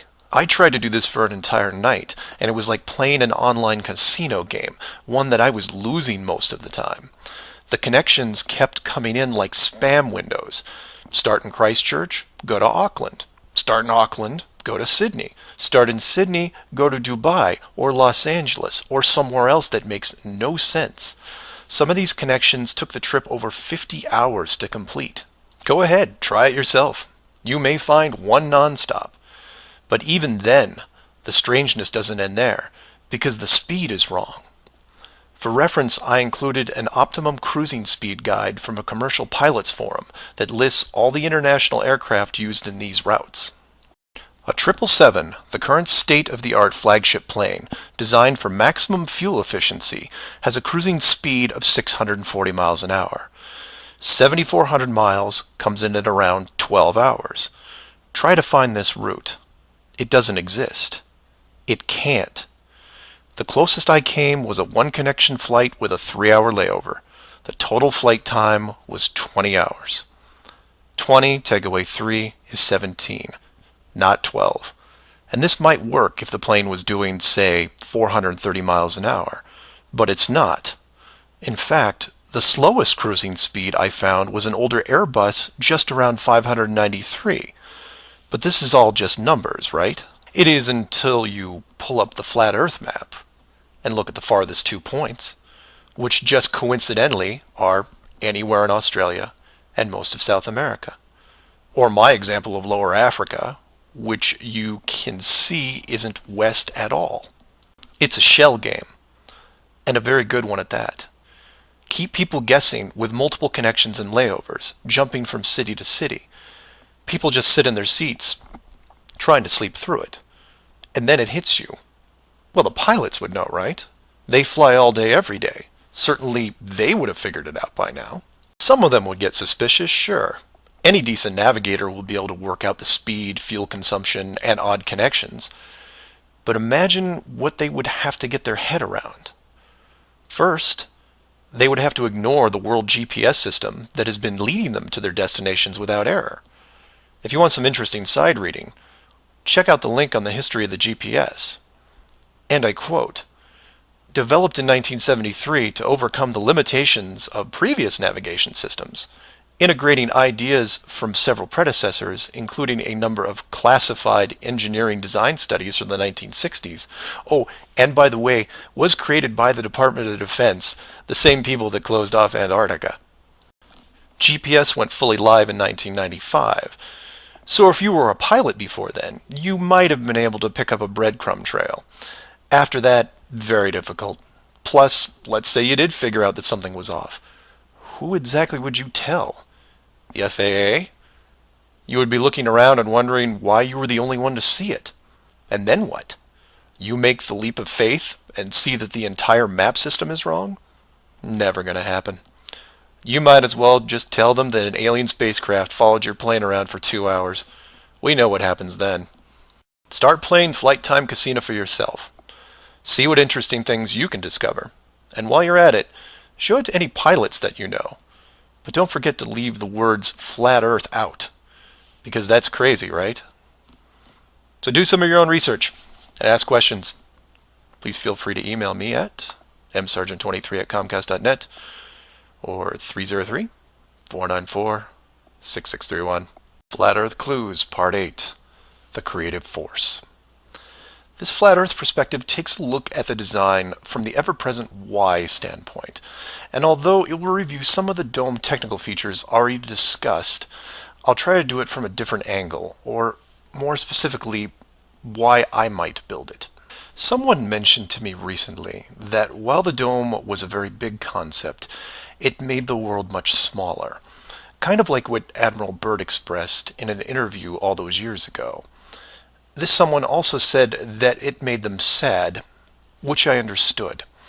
And while I did what I could to comfort this person, I realized that I could have done more. So this video is for the people who look upon this world with their new eyes and start drifting into a state of melancholy. To preface, this isn't jail, nor are you lab rats.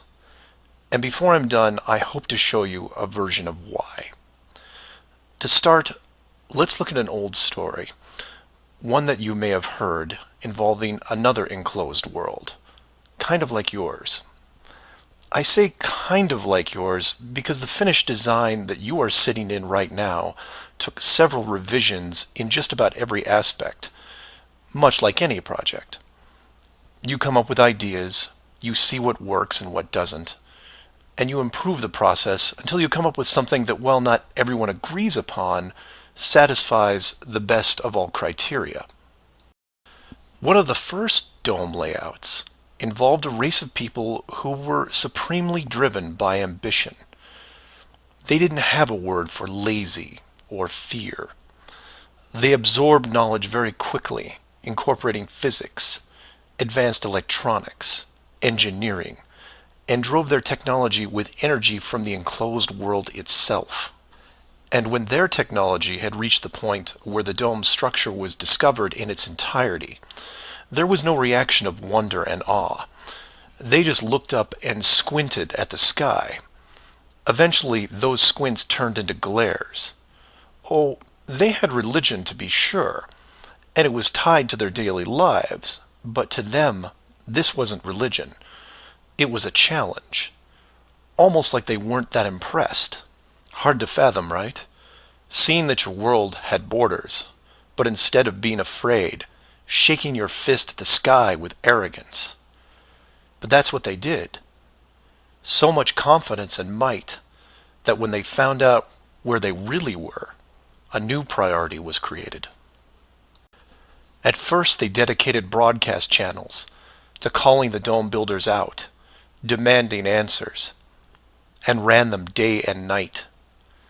At the end of each cycle, the words kept repeating, "We know." But arrogance ebbs at patience, and their demands were met with silence, which was taken as blatant dismissal. This fueled their ambition even more. The people withdrew all their efforts from breaching the outer barrier and formed a new plan. If the creators were not going to submit, then they would build a bridge and meet them at the gates. So a building was designed. But to call it a building was to call the pyramids a sand castle. It was the greatest structure ever conceived, at least to them. It was to be over 30 miles wide and hundreds of miles high, enough to reach the dome ceiling itself, where they would meet the builders face to face. They abandoned nature completely and pushed aside ecologic systems to accomplish their goal. They cannibalized entire mountain ranges, which they used to admire and love, to acquire the raw material for the awesome structure. The work crews built with flawless precision, and it was obvious that it was going to succeed.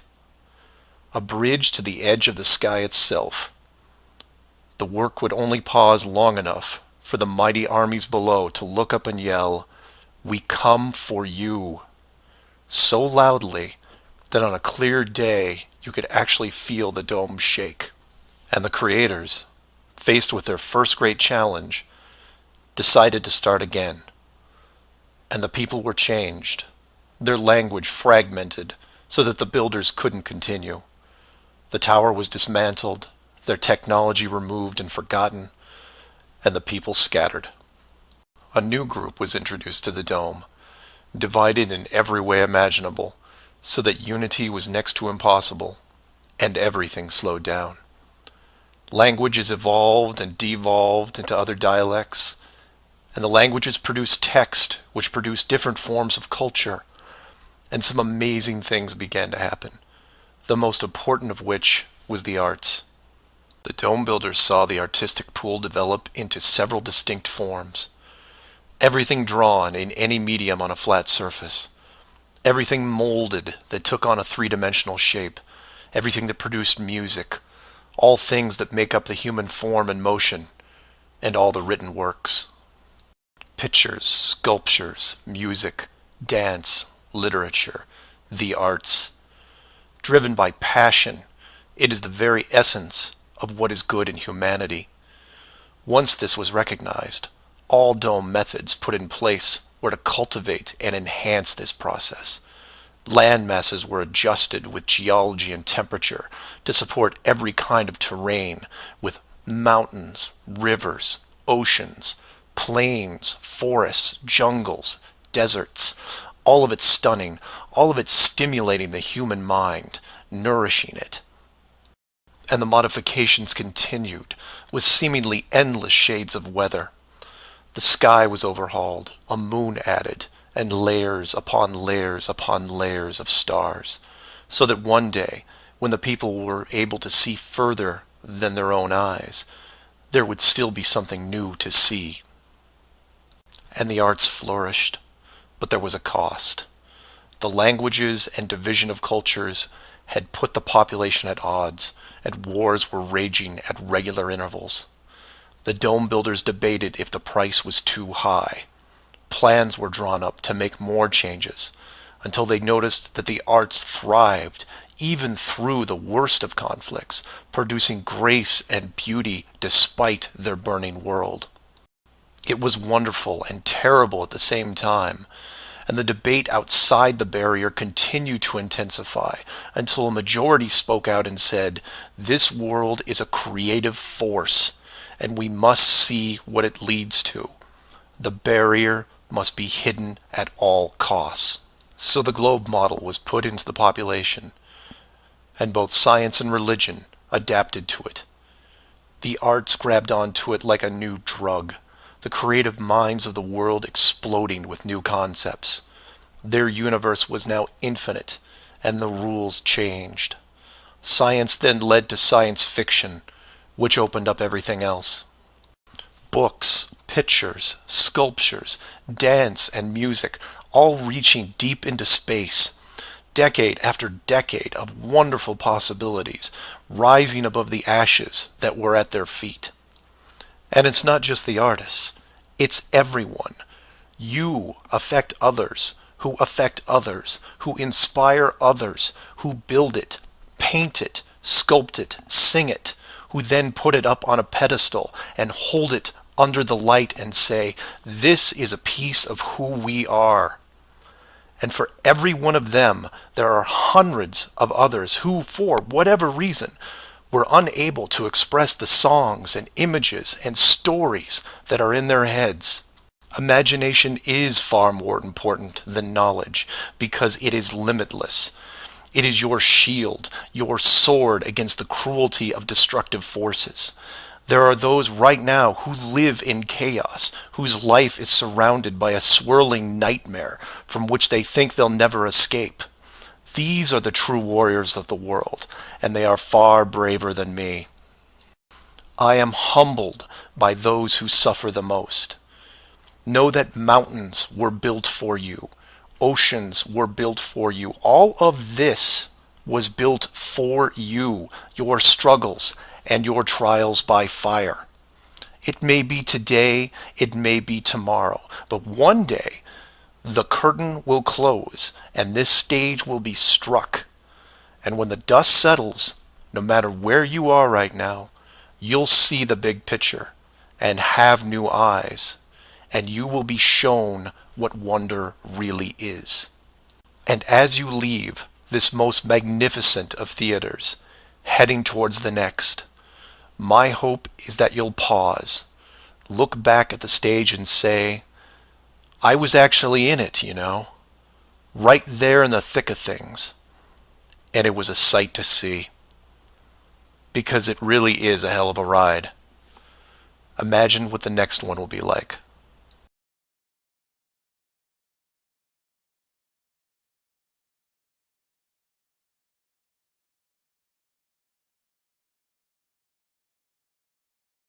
Earth Clues Part 9, The Magic Show. This is part of a series of clues that can help you get your head around both the design of the flat Earth system we live in and who has been involved in the deception to hide it from you.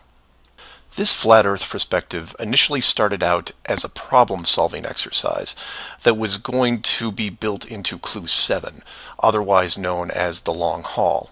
But after some research and a little patience, it has evolved into something that warranted its own section, and is a perfect example of good things come to those who wait. So emails and phone calls have been coming in, almost all of them positive. several people from around the world commented on the southern plane routes. They said that while 95% of the long routes in that hemisphere were connections, which in itself raises red flags, there were a few pesky non-stops that seemed to contradict the overall logic. The question then posed to me was obviously, are they real flights? Could they be put there to throw the Flat Earth group off? If it was a trick, could I figure out what it was and how it was accomplished? I accepted the challenge and started my impression of Morgan Freeman as he went up against the Four Horsemen magician crew. Now, admittedly, I was skeptical to start, because the flights went against the third rule, that being the flat Earth has no shortcuts. Only a globe has shortcuts. As in magic, I had to assume the rule was not being broken, but only hidden, or having the illusion of being broken. But first, I had to see the trick itself. I had to see the planes in question and see them make the route. Anyone can list a flight, but does it actually go from point A to point B? With the help of several other people, this was then put to the test. While just about everyone with a cell phone knows about GPS and how it can track things, many people don't know that even though it's a system built by the military, there is a very public aspect to it. So while your phone is tracked at all times, so are other things, most notably all air traffic. Now, if you're military, you could view military planes. If you work at a cargo carrier like UPS or FedEx, you can view transport planes. The general public is mostly limited to commercial air traffic. This can be viewed in several places, and the one I chose was planefinder.net. You can use others like FlightAware, Flight Radar 24, Flight Tracker. It makes no difference because they are all tied into the same exact GPS system. All these sites do basically the same thing: track every commercial plane in the world from start to end in real time. So I spend day after day looking at the Plane Finder global map, which you see here. At any given time, it's tracking between 3,000 to 7,000 flights that are en route anywhere in the world. You'll notice two different colors for planes, red and yellow. Yellow just means there's a 5-minute delay in processing and only applies to the United States. The point here is, in order to prove out these flights that go against flat Earth theory, I need to watch a few as they cross either the South Pacific or Indian Oceans.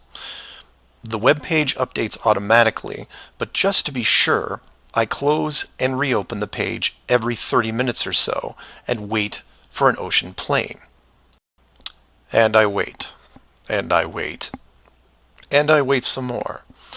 Hours pass, days pass, and no red planes to entertain me. And somewhere in this process of me just staring at these empty oceans, waiting for a plane to cross, something occurs to me. Can you guess what it is? Nothing is crossing these oceans. Not non-stops, connections, multiple connections, nothing. But that's not possible, right? The planes have to reach their destinations. So I change gears and just watch the coastlines of anything in the southern hemisphere, and I start to see it. I follow a simple plane out of Brazil on its way to South Africa, which, by the way, is not part of the long-haul argument. It's offshore just a few hundred miles. I get something to drink, and when I come back, it's gone. Just a glitch, right? So I follow another, and another, and the same thing happens again and again. Once the plane reaches an imaginary line in the water, GPS makes it disappear. Then a friend who is also working on this problem sends me some links, which I've included in the description. I encourage you to take a look at them. At first, they don't seem like much, just an average flight log showing speed, altitude, locations, things you could expect. Then you scroll down to about 3:30 in the morning, and the location drops away and is replaced by either the word approximate or the word estimated. This then continues for the next 5 hours until, miraculously, 1 hour before landing, the flight log reestablishes itself, and the GPS system shows the plane in real time about to reach its destination. So to be clear to those who may not be seeing everything here, the flights are being dropped off GPS, and their flight data is also turned off and stays off until they are almost on top of their arrival point. And you say, well, that's how GPS works. Well, no, because the Northern Hemisphere has planes flying all over their oceans. And then you say that maybe it's a localized Southern Hemisphere thing. And I say, then why are all the flights over or near land perfectly tracked? Furthermore, this is a US-based system with Americans flying on vacation every single day. You're telling me that those people aren't going to be tracked? In addition, the Vanishing Plane Act is happening to not only the South Pacific and Indian Oceans, which I would expect, but also the South Atlantic, which isn't part of the flat Earth argument. There are a bunch of flights that cross this relatively small ocean between South America and Africa, and every one of the planes is hidden shortly after takeoff. So then you say, what would be the purpose of hiding those shorter routes in the Atlantic? It's because of something I didn't see right away. If you hide one flight, you have to hide them all. Showing the GPS routes in the Atlantic, but leaving out the Pacific and Indian Oceans would raise different questions. So the logic here, despite being very sneaky, is sound. The third rule is that the flat Earth has no shortcuts. If you look at the azimuthal equidistant map again, and look close, you notice that while the South Pacific, South Atlantic, and Indian Oceans make up the lower sections on a globe, they make up the outer ring on a flat model. In that model, there is no shortcut between Australia and South America. If you are creating flight routes, you have only two choices. You take the long way around, clockwise or counterclockwise, and stay on the ocean. Or you cut across the land in the middle. But if you cut across the land, you have to create connections, because on a globe, it wouldn't make sense to fly over the top of the United States to get to South America. Neither of these choices are ideal. So the authority came up with a compromise. Disable GPS and lose the planes for every ocean flight in the Southern Hemisphere. Then reactivate them once the destination is reached. This is just one of the lengths that they are willing to use to keep you from seeing it. Don't just hide some things, hide everything, so that maybe the topic isn't addressed.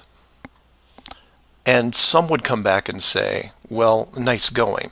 You just pointed out a flaw in their system, and sooner or later they will fix the gap. Maybe. But not soon, I think. Remember, this is a rule, not a guideline. They can't change the map, so they have to work within its limitations. If they have a better workaround, I can't wait to see it. So do your own research and ask questions.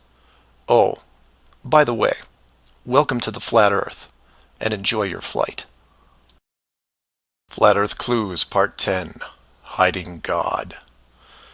This is part of a series of clues that can help you get your head around both the design of the flat Earth system we live in and who has been involved in the deception to hide it from you. As you can tell from the title, I'm taking a different approach. Eventually, I was going to have to address the question of what happens next, or what we do now with the information at hand. If you've made it through the guide and the first 9 clues, then at this point you're either buying into the flat model or on the fence. If this is the first one you went to because of the title, I recommend you go back, because we're not going to do much in the way of reviewing. But if you're still with me, then you would agree that 1, the world you've been taught has been kept from you, and 2, one way or another, you would like to prove this out. So how is this possible? The authority in question who created what you call the globe is guarding all the gates. They protect the sky, the outer edge, and most importantly, the education system that shows us at an early age what they want us to see. Nobody listening to this has their own spaceship or advanced rocket program. Nobody actually owns a long-distance icebreaker. And while some of you may have a private plane, I wouldn't recommend testing a military barrier that technically doesn't exist. But then again, you have to remember that this is not the story of David and Goliath. The hidden world was never going to be sustainable forever. As a civilization evolves, the tools the authority uses as a method of control become more vulnerable. I've learned many things about systems over the years, and one thing that I find most interesting is as layers of strength increase, the higher the chance that they can be used to your advantage. But maybe I'm talking in riddles.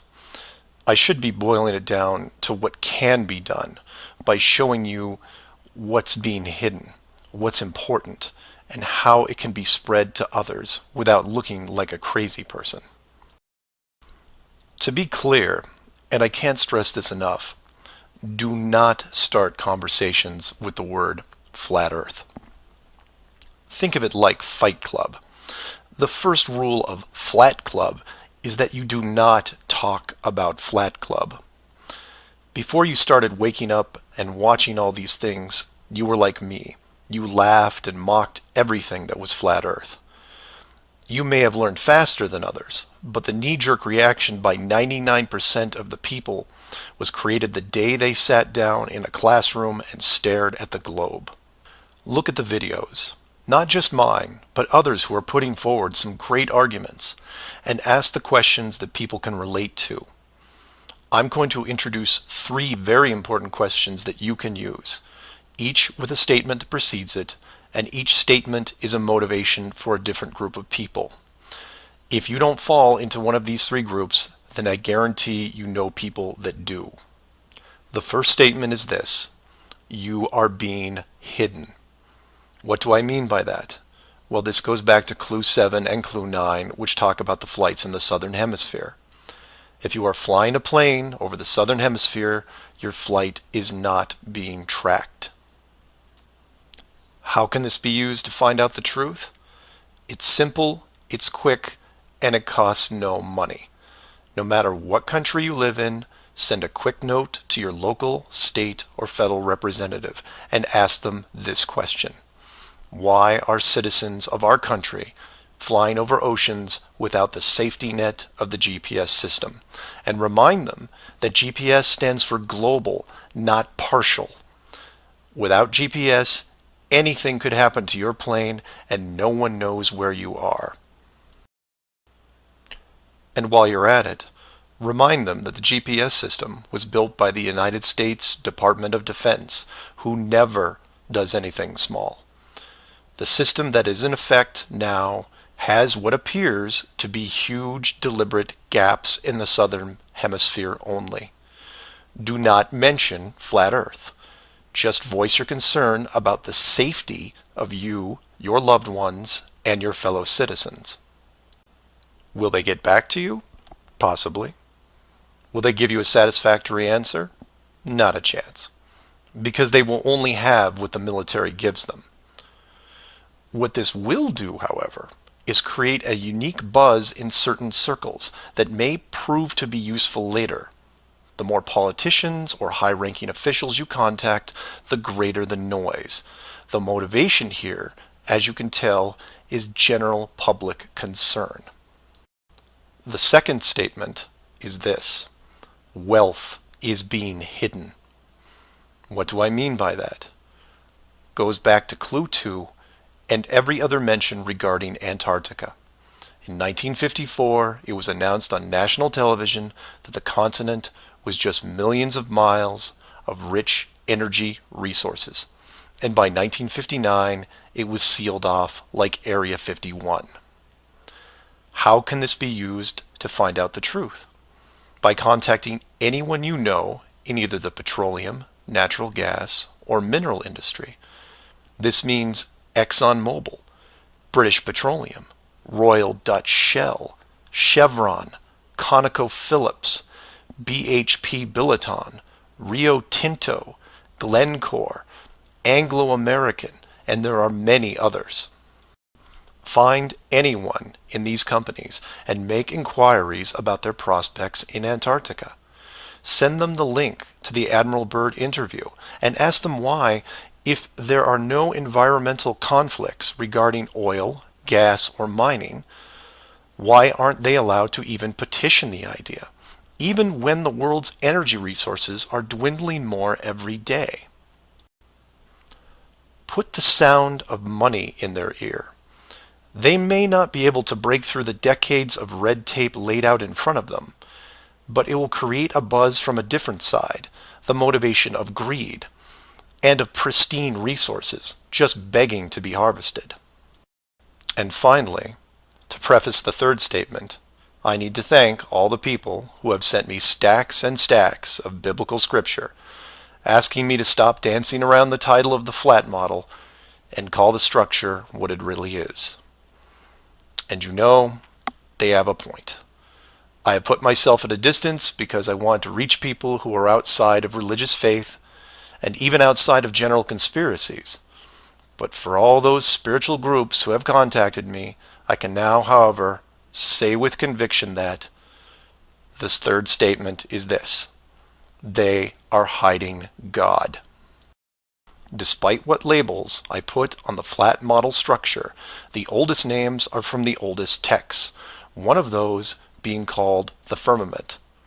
If the firmament was indeed discovered in 1956 and it was deliberately hidden, then the ruling authority not only hid the structure, but evidence of the builders.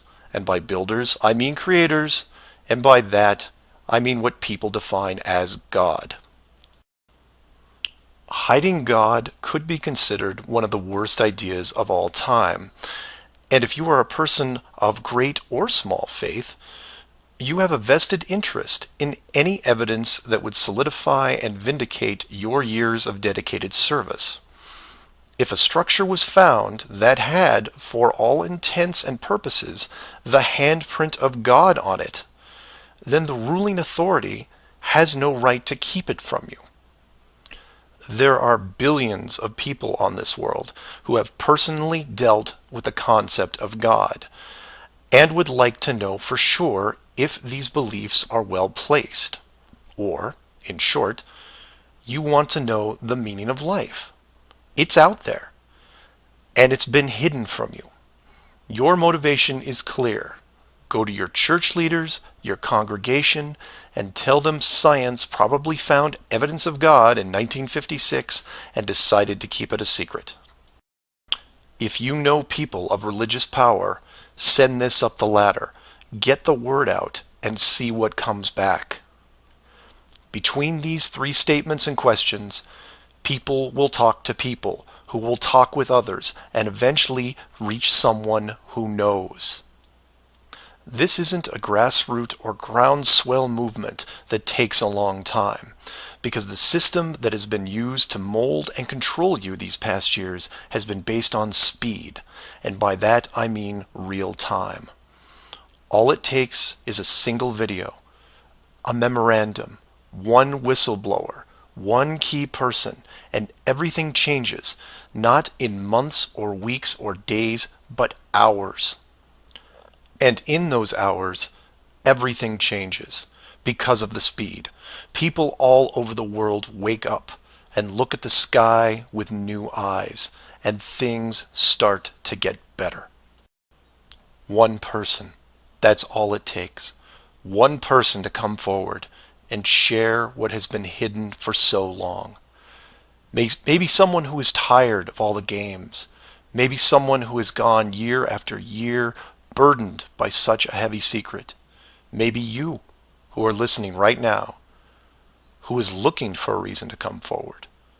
This is it. And if you don't want to walk into the light and be the hero, I understand. But if you can't, for whatever reason, then be anonymous.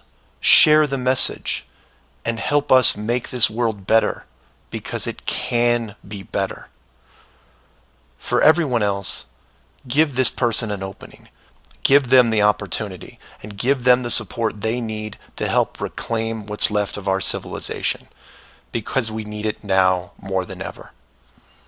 I will keep spreading the word for as long as I can, in hopes that everyone that hears it starts seeing things with new eyes. And I encourage each of you to do the same. And maybe one day we will learn to treat others better than we treat ourselves.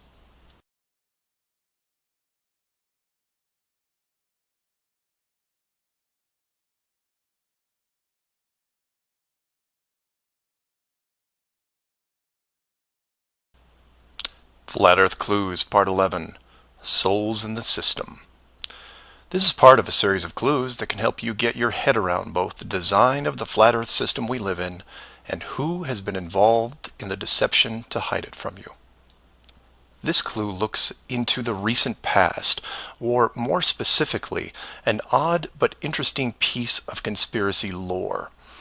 What I hope to show here is an example of how an enclosed system, once revealed, can change the world very quickly and in ways you may not have realized. To start, we need to go back a little ways to a controversial 2004 documentary called Astronauts Gone Wild. For those of you who missed this strange little gem, the summary is this.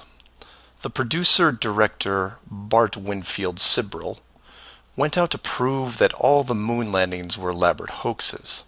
To do this, he set up interviews with the Apollo astronauts, giving them the impression that the interview was just routine.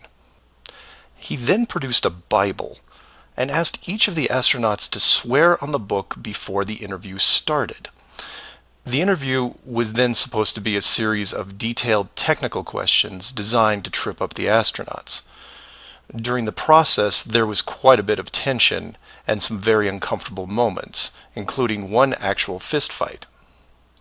Now, I'm not recommending that anyone actually go out and watch this hour-long documentary. For me, the astronauts have had to live with this guilt a long time, and leaving them alone seems like the humane thing to do. What interested me, and moreover what piqued my interest then, wasn't the unoriginal questions the reporter posed, but how the astronauts reacted to the Bible itself. None of the Apollo pilots would put their hand on it and swear that they went to the moon. In fact, most treated the book like it was made of plutonium. This puzzled me for years because it went against the basic rules of any cover-up, one of which is lie about everything. Now, the pilots of the Apollo program had done many interviews over the years, many televised, and had been going through their song and dance without really any instances of contention. So why not just go through the motions again? It is, after all, just a book, right? People lie under oath all the time. It's called perjury, and every country has an extensive system of laws and punishments to deal with it. These punishments don't seem to stop the people from committing perjury, and you can read about it almost every day. Furthermore, the astronauts were not in court. This was just a room, sometimes their own home. So swearing on the book would, for all intents and purposes, be meaningless. And this sat in the back of my head for years, because it didn't make sense.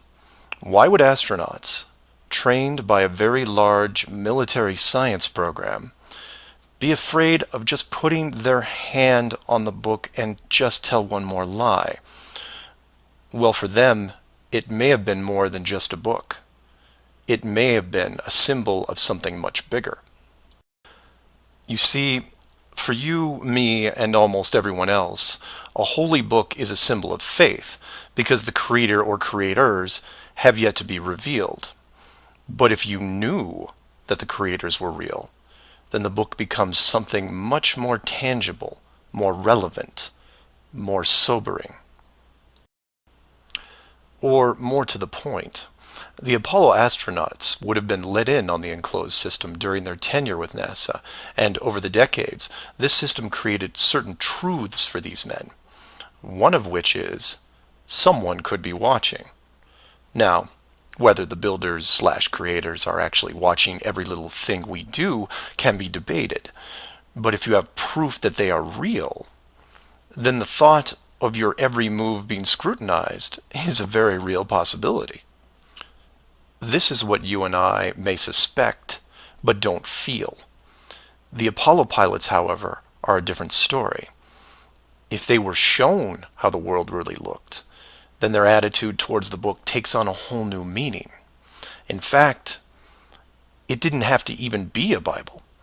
It could have been an encyclopedia or a piece of wood, because it was the idea that made them pause. And if you're still not getting it, then I'll ask you directly. If you actually saw some of the creator's handiwork and knew that there was a chance you were being watched, and there was a scorecard involved, would you swear against that and lie about something? Would you roll those dice and take the chance?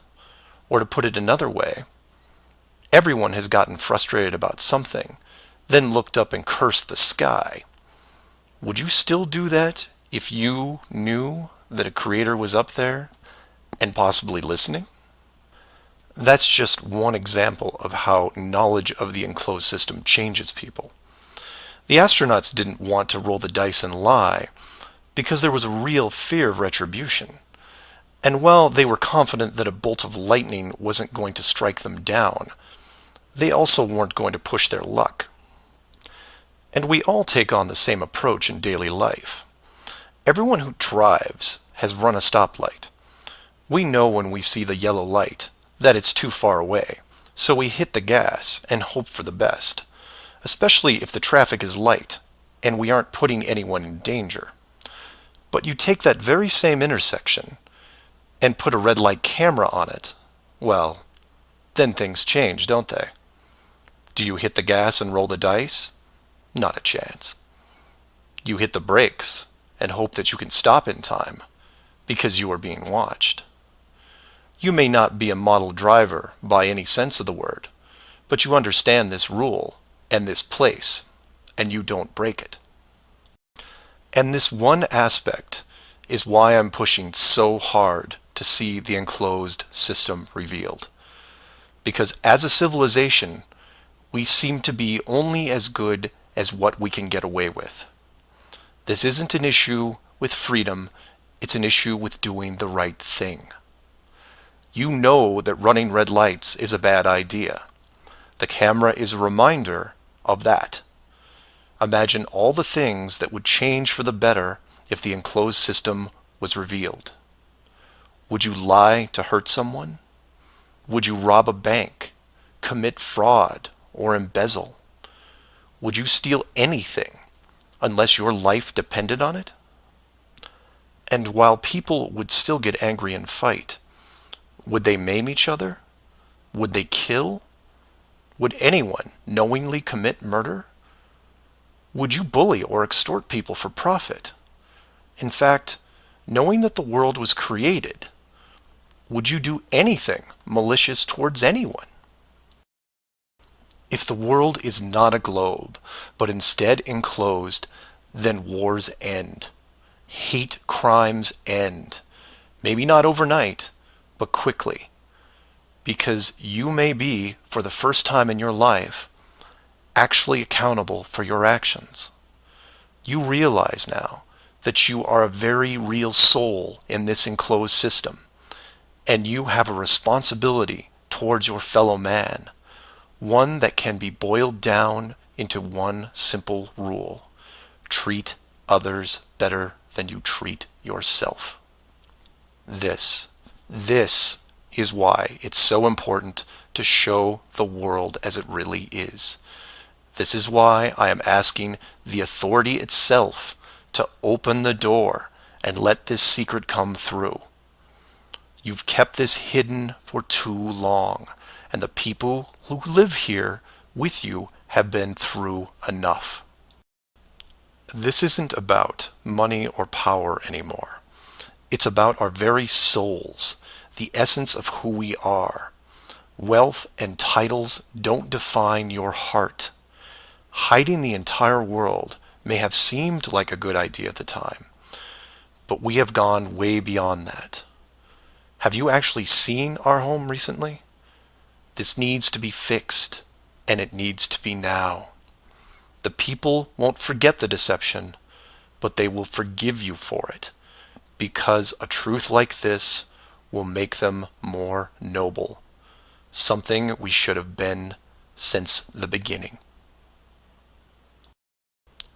So do your own research, and always ask questions, because that's the only way you will find all forms of the truth. Feel free to email me at msargent23@comcast.net or 303-494-6631.